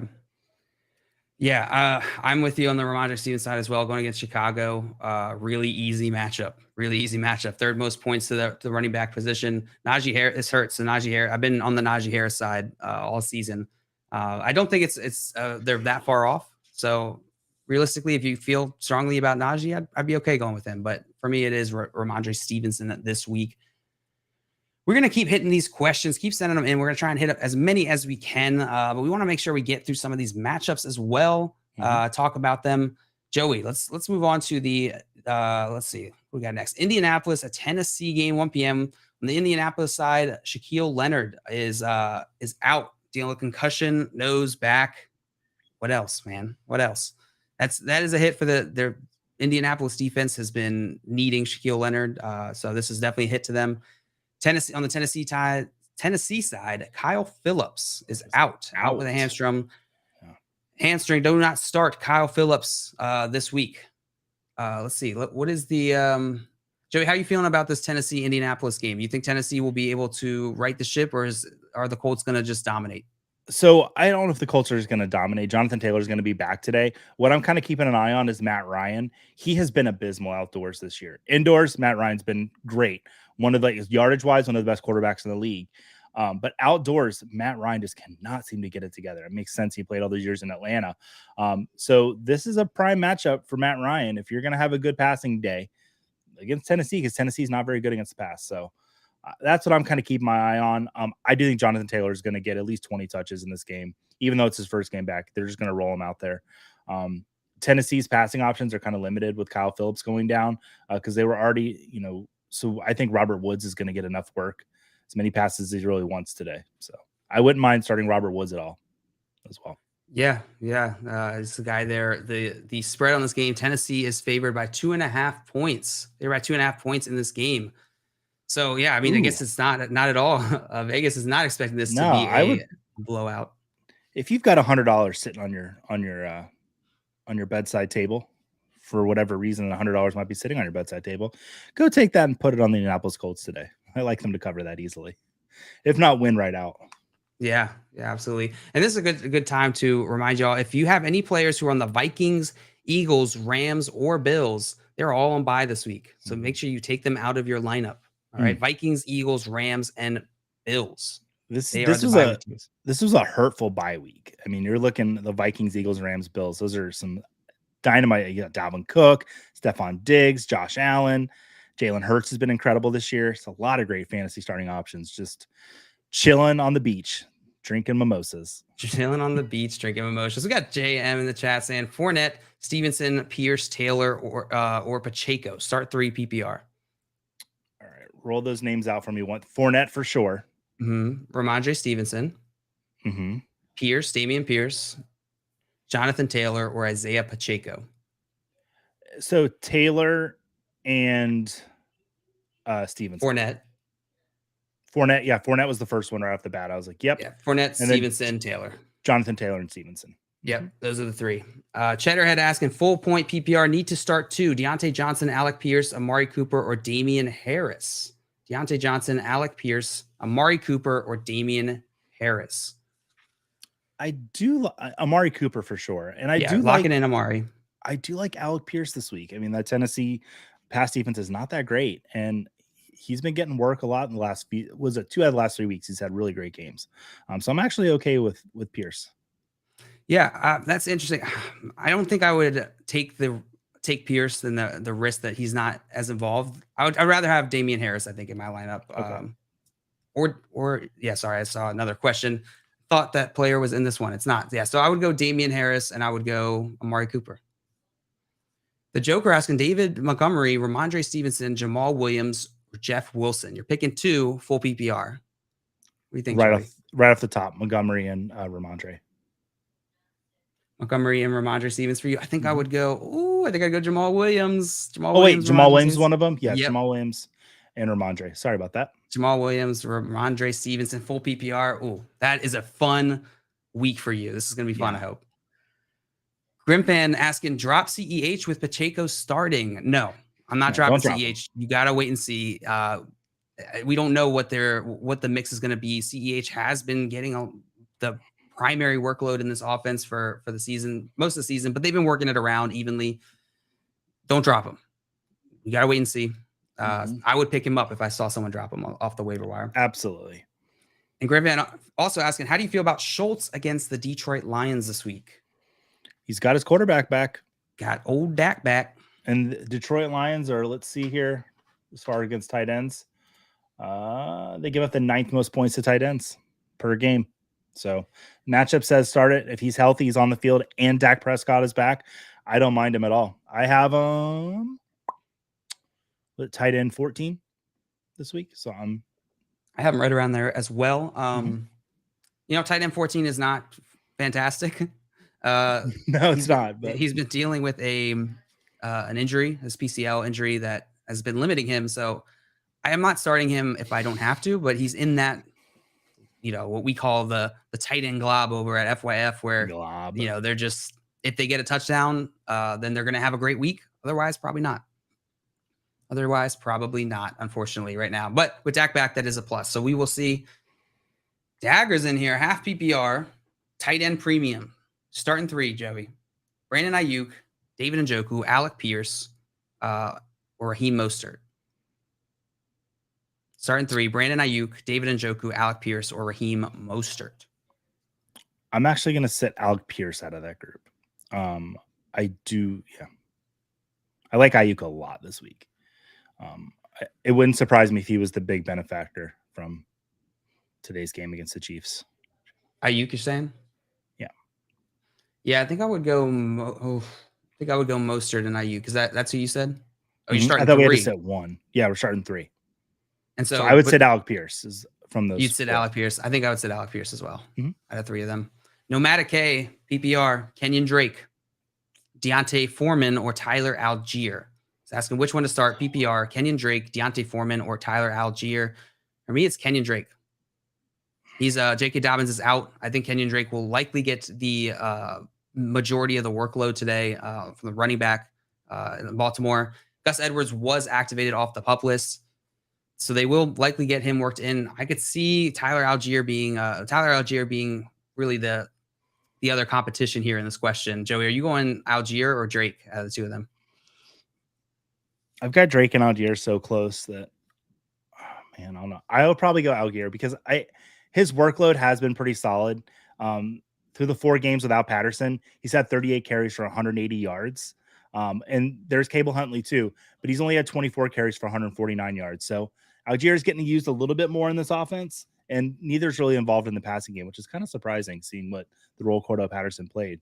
I'd probably go Algier here just because I trust his workload a little more because I've seen it the last 4 weeks. Yeah, the way I see this is like Drake is the upside play, Algier is a safer play. Okay. He's the floor play. That's kind of how I'm breaking that down. Robin here asking Jerry Jeudy or Michael Gallup. Ooh, that's an easy Gallup for me. It's an easy Gallup. Yeah, Jeudy he doesn't have Russell Wilson this week. Not like that's been a great thing to do. a great so far, but Russell Wilson is out with a hamstring injury. Brent Ribbon is the starter there in the Denver offense under center. Sebastian asking ETN, Rashad Bateman, full PPR this week. For me, it's Rashad Bateman, Travis Etienne. It is pretty close. Travis Etienne, I think, will have a good week. Rashad Bateman, I think they're just going to have to rely on him. Without Dobbins there, I think Rashad Bateman is going to be the primary beneficiary of that. What do you think, Joey? Yeah, I think this Giants defense makes the decision for me that it's going to be Rashad Bateman. Yeah. I like Etienne a lot, especially going forward, but just maybe not this week. Yeah.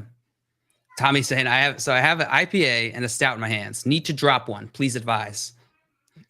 Don't drop either because that'd be alcohol abuse. Thank you. I'm here one day a week. Alcohol abuse.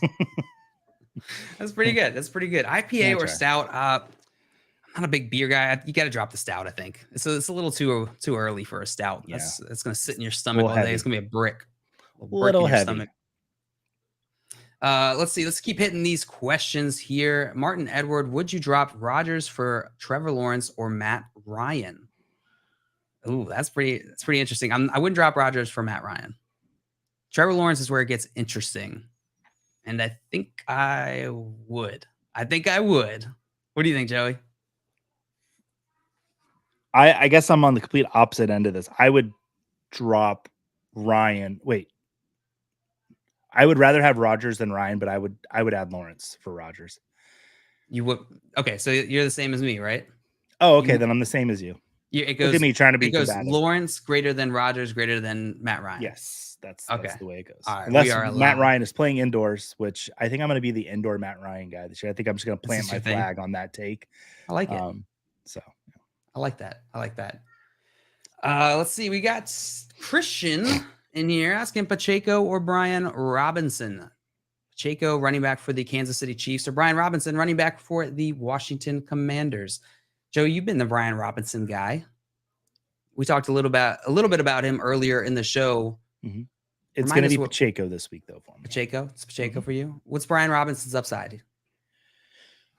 So Brian Robinson's got, where's he at in my rankings? I just want to take a look real quick. He's playing Green Bay. Yeah, so Green Bay's run defense has been really well this week. I mean, I think if you get 10 fantasy points out of him, he should be happy. Because I think that's probably, honestly, that might be like his floor and his ceiling. Does that make sense?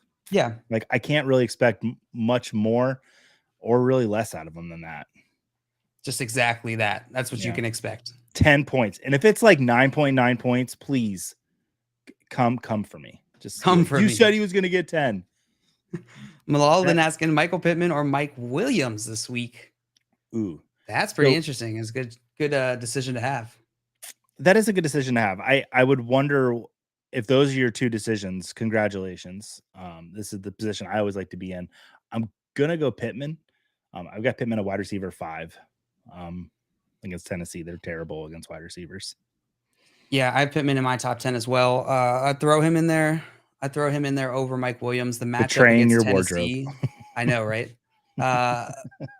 They're playing against Tennessee. Indianapolis is Tennessee, which is the easiest matchup for pretty much every position. Their defense is not very good this year, but for wide receivers specifically, they're giving up the most points. So I am going Pittman as well. Good question. I think J-Wall could probably catch a pass against this Titan secondary. Probably FYF zone crop top Moss. Exactly.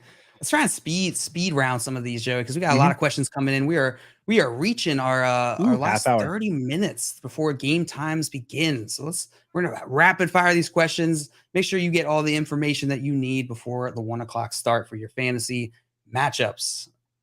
All right, we'll keep it moving here. Joey, Mostert, Drake, or Pacheco? Which running back you start? Pacheco. I'm gonna go Pacheco as well. Kyle Grove asking full PPR start 2. Travis Etienne, Tony Pollard, Brian Robinson, AJ Dillon, or Jeff Wilson. Tony Pollard and give me those names one more time. Travis Etienne, Tony Pollard, Brian Robinson, AJ Dillon, or Jeff Wilson. Tony Pollard for sure. Tony Pollard for sure, and then Jeff Wilson. Jeff Wilson. Are you good with that? Or are you just agreeing?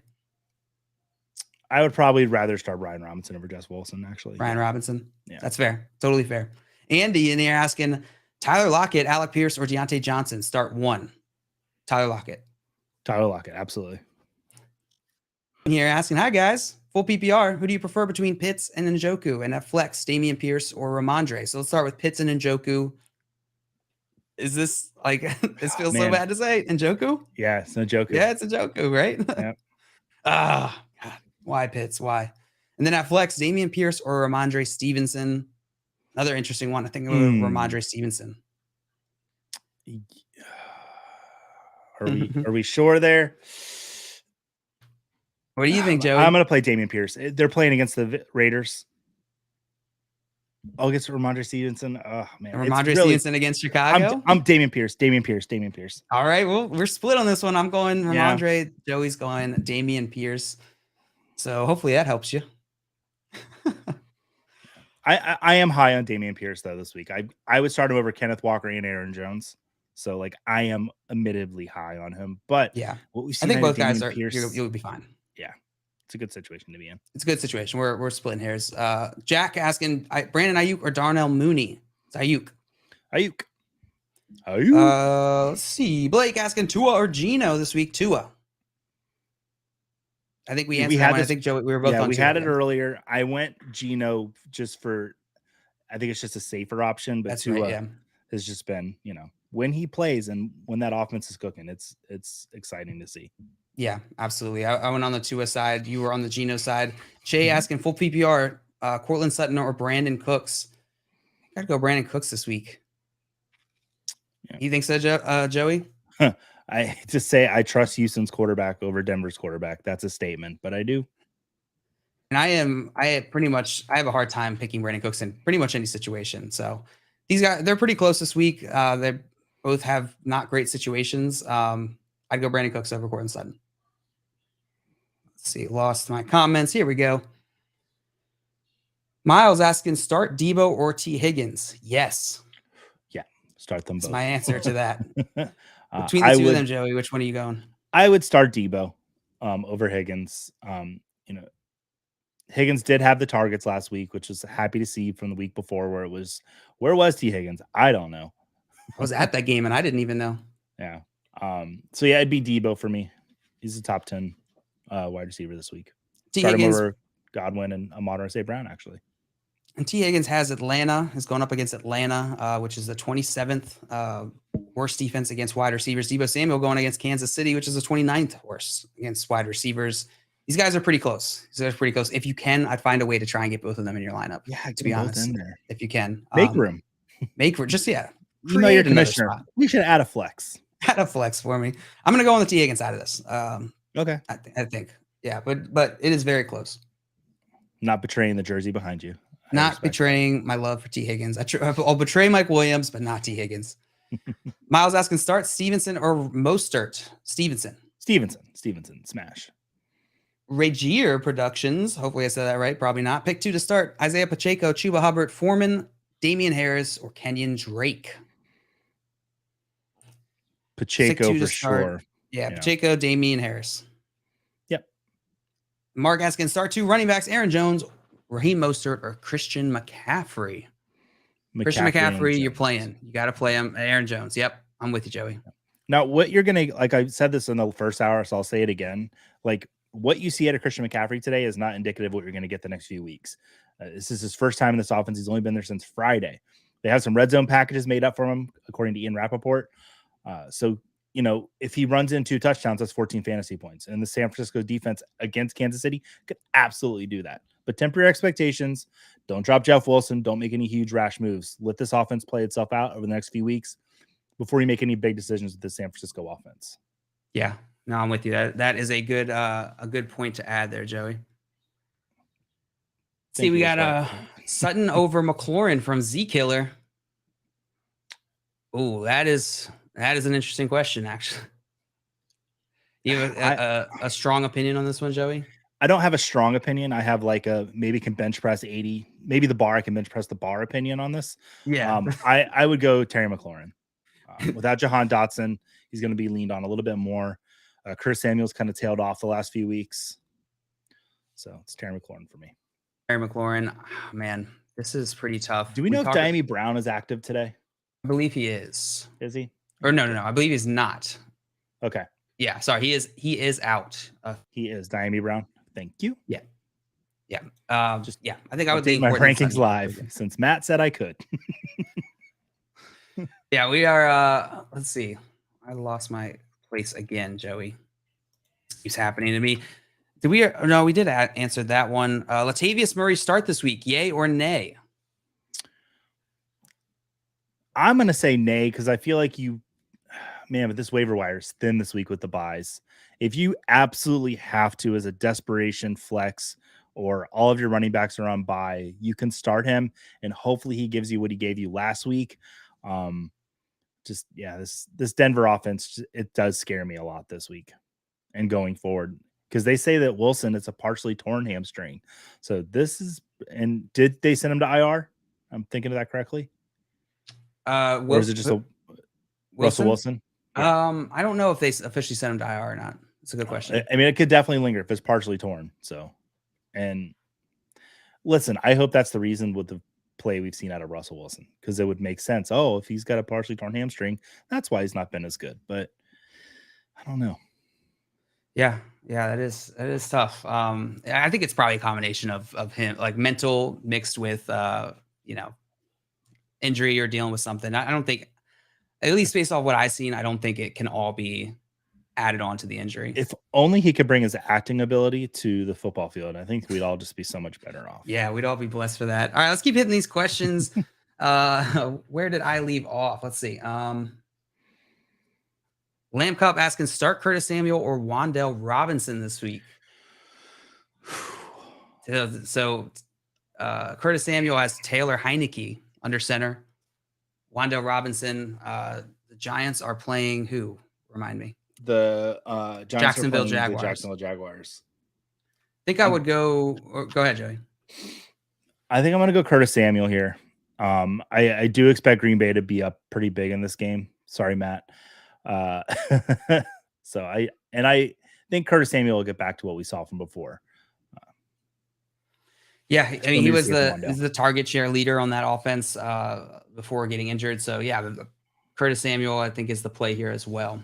I'm with you, Joey. Awesome. Let's see. Lost it again. Let's keep scrolling all these comments. All right, Sutton, JT asking Cortland Sutton or Wan'Dale Robinson, is 20 mile an hour wind a big factor? Who's starting over these two guys, Joey? It's gonna be between Sutton and Robinson. I'm still gonna go Sutton. Like I said, he's a bottom wide receiver 2 for me this week. I still believe in his talent, even with what was it? Mark Ripken is it his uncle? No, I know Brett Ripken, but I think Mark Ripken isn't his uncle. Ah, okay. If I read that correctly, that makes sense. Yeah, I would go Cortland Sutton in this one. I would go Cortland Sutton against the Jets. I'm with you, Joey. Rashad Bateman, Tyler Boyd, or Zay Jones, PPR. Bateman, Tyler Boyd, and Boyd. Yeah, Bateman and Boyd. Bateman and Boyd. Zay Jones is a little interesting. Rest of the season, Gallup or Ayuk from Smokey the Cat. What up, Smokey? Ooh, I like this question. This is a good Rest question. Of season. Rest of the season, Michael Gallup, wide receiver for the Dallas Cowboys, or Brandon Ayuk, wide receiver for the San Francisco 49ers. Smokey, you might have just hit on like 2 of my favorite trade targets if they both have good games this week. I really like both these players rest of the season. Man, I'm really thinking on this question. I'm gonna go Michael Gallup. Just based on what we know he can do with Dak Prescott. But man, I'm really torn on this. JL, what do you think? This is a really tough question. I would go Ayuk. I think I'd go Ayuk. And, and the reason the tiebreaker for me is the offense, right? The CMC trade really shifts how I think about this offense, and the offense is going to be moving. So Brandon Ayuk is the clear wide receiver 2 on this team. And I think he's in a good position to capitalize and return fantasy value rest of the season. Michael Gallup, I love as well. I'm glad, I think that he is, I'm bullish on Michael Gallup, but I think there's still a lot of risk, and I don't think that offense is as good. No, I love this. This might be one of my favorite questions we've ever had on the show, because it like truly stumped me where I was like, huh. And I did say that I think if there's one player CMC's arrival, I don't want to say hurts, but just limits their upside, it's Deebo Samuel, not Brandon Ayuk. Yeah. No, that's a good point. Dame asking Chubb over, she said Chubb over 100 yards and a touchdown is plus 450 odds. Thought? Would you be taking that bet, Joe? So over 100 yards, total yards or is it yards rushing? That's a good question. Let's assume rushing yards for now. Yeah, because Chubb, he has caught more passes recently. I like the plus 450 side of this because we've seen Chubb do that before. I think the payoff would be worth it. Yeah. So I think I would do it. Oh, okay. I see. Yeah. I think I would. I'd do it too. Oh, doesn't seem out of the realm of possibility. And when the odds being that high, I like that. Yeah. No, I like it. Chubb has been great. The Baltimore defense or secondary has been better, so they might have to rely more on the run this game. The Joker in here, I missed this question. My apologies. Said David Montgomery, Ramondre Stevenson, Jamal Williams, Jeff Wilson. Pick 2, full PPR. So Jamal Williams is one of those names. Jamal Williams, you got to lock in. And then Ramondre Stevenson, I think, is the other name you got to lock in. Jeff Wilson and David Montgomery are okay starts. The other 2 guys are locked and loaded. And loaded. Let's see. All right, let me get back to my spot here. Kenyon Drake or Damian Harris, PPR. Damian Harris for me.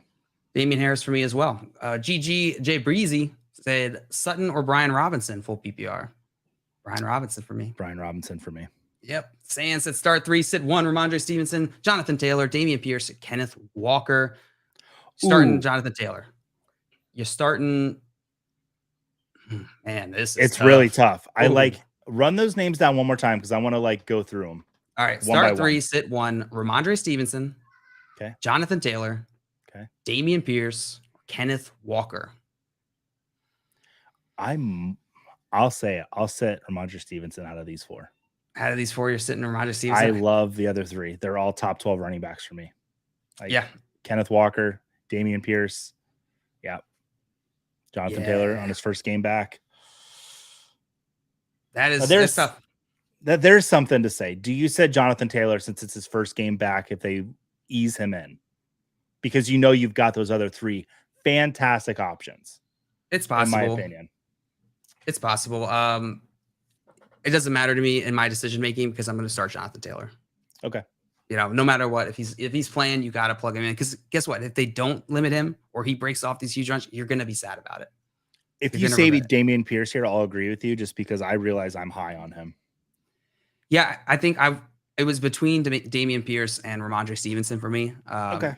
I'm fine sitting either one of those guys, to be honest. So basically just go with who you think's better looking. You should start Kenneth Walker and Jonathan Taylor. So don't tell us your decision because then it'll just hurt our feelings. But then we'll know. That's what you should do. That's what you should do. We got JP in here saying, hey guys, I was wrong. I was wrong to drop Curtis Samuel for Rashad Bateman, or asking that. Sorry, was I wrong to drop Curtis Samuel for Rashad Bateman? I can always pick up Drake London instead. Ooh. No, you are not wrong. I would much rather have Rashad Bateman than Curtis Samuel. Even though he's been injured. I find a way to get Drake London on our team, please. Yes, and also try and pick up Drake London. Find a way to do that. Curtis Samuel, I'm fine leaving on your waiver wire, and if someone picks it up and he hits again this year, okay, let them deal with knowing when to start him and when not to start him. Right. Curtis Samuel is someone that I'll just say it one more time, then I'll never mention again. I sold really high on. A guy needed a wide receiver bad, and I traded him for Breece Hall when Breece Hall hadn't had these games yet. And once a week I text him like, thanks for Breece Hall. Oh, that's brutal. That's so rude. Yeah. Justice Hill or Chuba Hubbard from Legend. What do you think, Joey? I would rather play Justice Hill. I have absolutely no belief in Chuba Hubbard. Even though the Panthers have listed him as the starter, he really, really tailed off last year. I think talent's going to win out there, and Foreman is just a better running back. And I don't think it's going to take a whole game for us to see that. Yeah. Yeah. I think I would go. Yeah, I think I'd go Justice Hill. And then follow-up question, it added Khalil Herbert in that mix. I think I go Khalil Herbert over both those guys. Yeah. Herbert, yeah. Joe Via asking, should I drop Drake at 9:58 a.m. for Gus Edwards? Is blocking opponent from using Drake since he's bad at running back? Should I drop Drake at? So I would assume Drake goes on to waivers, and then you pick up Edwards, and then so your opponent doesn't get to play him because you're not going to play Drake. That's really sneaky. This is fantasy football, and if there's no rule against it, do it. Do it.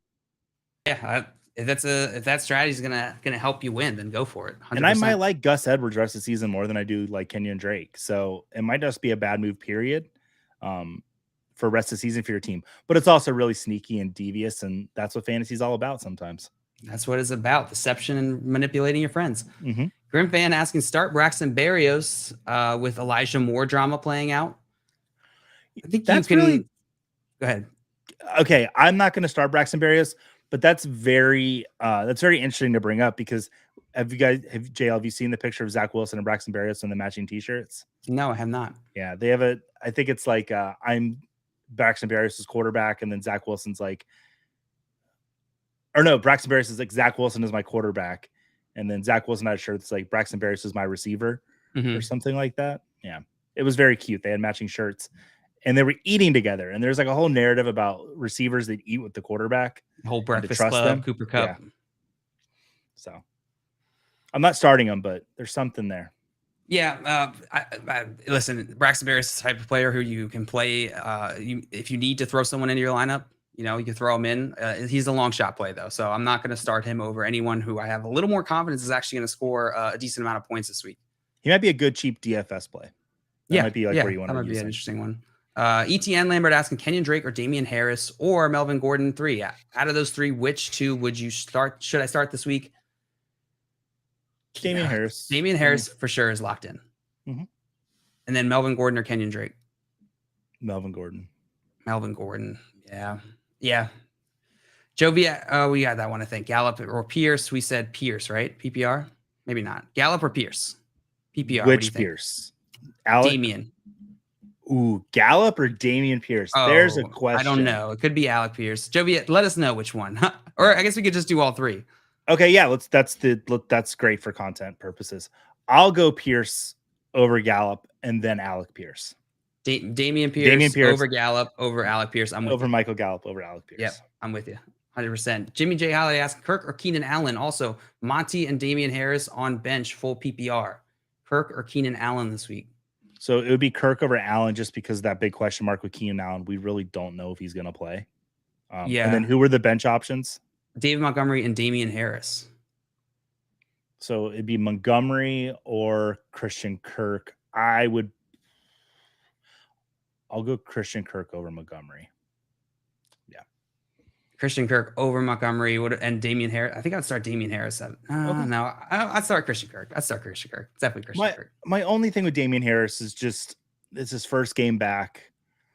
And Ramondre looked so good last week. Why not ease Damian Harris in and let Ramondre have one more like top 10 fantasy running back week? Because that's how Bill Belichick thinks. Right.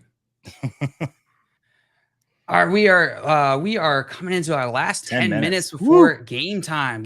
So we are going to rapid fire, try and answer as many questions as we can. So keep throwing them in there. We'll try and hit as many as we can.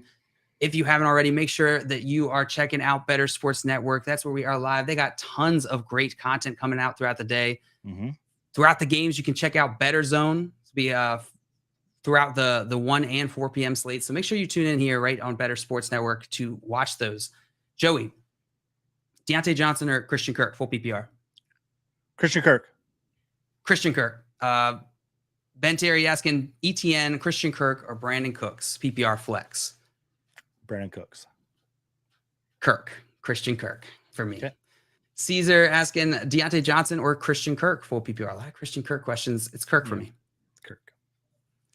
Matt asking who to sit out of Deontay Johnson, Alan Lazard, Tyler Lockett, and Raheem Mostert. Which one of those guys you sitting on the bench? What those last 2 names again? It was Deontay Johnson, Alan Lazard, Tyler Lockett, and Raheem Mostert. Mostert would be my out. Yeah. I like Lockett and Lazard a lot this week. So fire them up. Yeah. Sit Raheem Mostert. Chris Smith asking Alec Pierce or Drake London. I would start Alec Pierce. Starting Alec Pierce over Drake London. All right, that's fair. Braxton, we already hit that one. Let's see. Duvernay over Pierce or ride with it? Dame is asking, she's got Pittman and Pierce in one lineup. Should you start Duvernay over Pierce or just let it ride? Bateman's back. Just going to limit Duvernay a bit. But isn't that when Duvernay's been outstanding? Is when Bateman's on the field? Yes. He's only been in week 1. That's it. Yeah. I would go with Pierce. I would go Pierce over Duvernay. Duvernay just hasn't been able to really turn it into fantasy production. He's got increased opportunities, but just hasn't turned it into fantasy production. Hey guys, really need help. I got Cooper Kupp, Devonta Smith on a bye. Would you flex Hunter Renfrow or DJ Moore now that no one's in Carolina? Man, I hate this decision for you. For me, I would go DJ Moore just because Hunter Renfrow, I don't know if he's going to play today. And if he does play, is he going to be 100%? Right. And I, even though they're not throwing the ball to DJ Moore, I know that he's healthy. So, right. And so which side are you going on? The DJ Moore side. You're going on the DJ Moore side? Oh man, this is tough. I guess I'll go on the DJ Moore side too. And you're right, it is the health factor. It's the health. If Renfrow is playing, I would have especially with Waller out. Oh man, yeah, start Hunter Renfrow. But yeah, I don't know that, and I don't want you to wait a minute. I think he has the option of knowing if Hunter Renfrow is going to start because they're both 4:00 games. Oh, so you can wait. You can wait a little bit. Yeah. So let me double check on the times of the games. Yeah. You have the opportunity to wait to find out between Hunter. Yeah. So if Hunter Renfrow starts and he's healthy, play him. Yeah. Dolphin asking, should I trade CMC during all of this hype? You could. It depends what you're going to get and what you need. I think it's fine if you want to trade him during, all this hype. I think they're going to work him in a ton, so I'm not like pressed to trade him. They traded for him for a reason. They're trying to make a run this year, and so I don't think you need to. I don't think you need to. I would wonder what are you getting for him? What is somebody offering you for Christian McCaffrey? Right. If it was anything above, like if it's any of the big three, like Eckler, Barkley, Henry, do it. If it's Cooper Kupp, do it. But I don't think it is Cooper Kupp. Yeah. JP asks and follow. Wait, should I should get Drake London instead of Bateman? I can only have 3 wide receivers, and my other 2 options are Jalen Waddle and Justin Jefferson. I'd rather have Bateman over Drake London. Absolutely. I think what we were saying is like play Bateman this week, absolutely, but find a way to get Drake London on your team, on your roster. If you got, I wouldn't go to the point like if you had the Buffalo DST, drop in the Buffalo DST to pick him up. But if you've got somebody that you've been waiting on, and it's just like DJ Moore, for instance, I would drop DJ Moore to pick up Drake London. I would make that move. And then Jeremy asking, DJ Moore, Romeo Dobbs, Travis Etienne, PPR, pick one. Travis Etienne. Yeah, Travis Etienne. Abiel asking, Amari Cooper, Alan Lazard, or Mike Evans. Ooh, that's 3 great options. It's Evans for me, but get Evans all 3 of those Cooper's guys in your lineup. Yeah. I would go Evans, Cooper, Lazard is the order I'd put those guys in. Sober Thoughts asking, who would you start? Ayuk, Algier, Kenyon Drake, or Curtis Samuel? It's Ayuk. It's Ayuk. Yep. Let's see. Asking, or Eli asking, start Chuba or AJ Dillon, full PPR. AJ Dillon. Yeah. I'm gonna look real quick. Who would I start over Chuba? Who would I start Chuba over? I'm gonna look real quick. Go to the next question. I'll have that ready for the next. Okay. All right. I will go to the next question here. Let's see. Jaguars, Cincinnati, or Giants defense? Giants defense. I'm going to go with Cincinnati was one of the options, right? Yeah, Jaguars, Cincinnati, or Giants defense. Cincinnati has the Atlanta Falcons, and the Atlanta Falcons offense has struggled. Cincinnati's defense has been decent. Yeah, Cincinnati, that would be my pick as well. You got that Chuba info? Yeah, so I would start Chuba Hubbard over Dontre Hillard, Justice Hill, Deion Jackson, and DJ Dallas. So that's how low I am. I'm setting them for P. Ryan, Jalen Warren, Mike Boone, Gus Edwards, McKinnon. I don't believe in Hubbard. And please, if he breaks out this week, come follow me on Twitter first, and then blow me up. Just give it to me good. But you got to follow me first. All right, before we are going to head out of here shortly here, before we do, I want to hit the actives. Dak Prescott, Jonathan Taylor, Naeem Hines, Nick Bosa, Deontay Johnson, Tua Tagovailoa, Kenny Pickett, Pat Freiermuth, Mark Andrews, and Marvin Jones are all active today. All right, they're all active. They're playing. The players who are out, inactive, J.K. Dobbins, Elijah Moore, Russell Wilson, DJ Shark, DeAndre Swift, Baker Mayfield, Christian Watson, Randall Cobb, Carson Wentz, Shaq Leonard, Kadarius Toney, Kenny Galladay, Julio Jones, Cameron, Jahan Dotson, Jamal Agnew, and that does it for us. Get those guys out of your lineup. They're out. You are listening to Pregame with FYF on the Bettor Sports Network. Stay tuned for some great programming coming up. We got Bettor Zone coming up over the next 2 slates of games. So tune in, hang out, and watch the games with us. We'll see you next week. Bye-bye. Bye, everyone.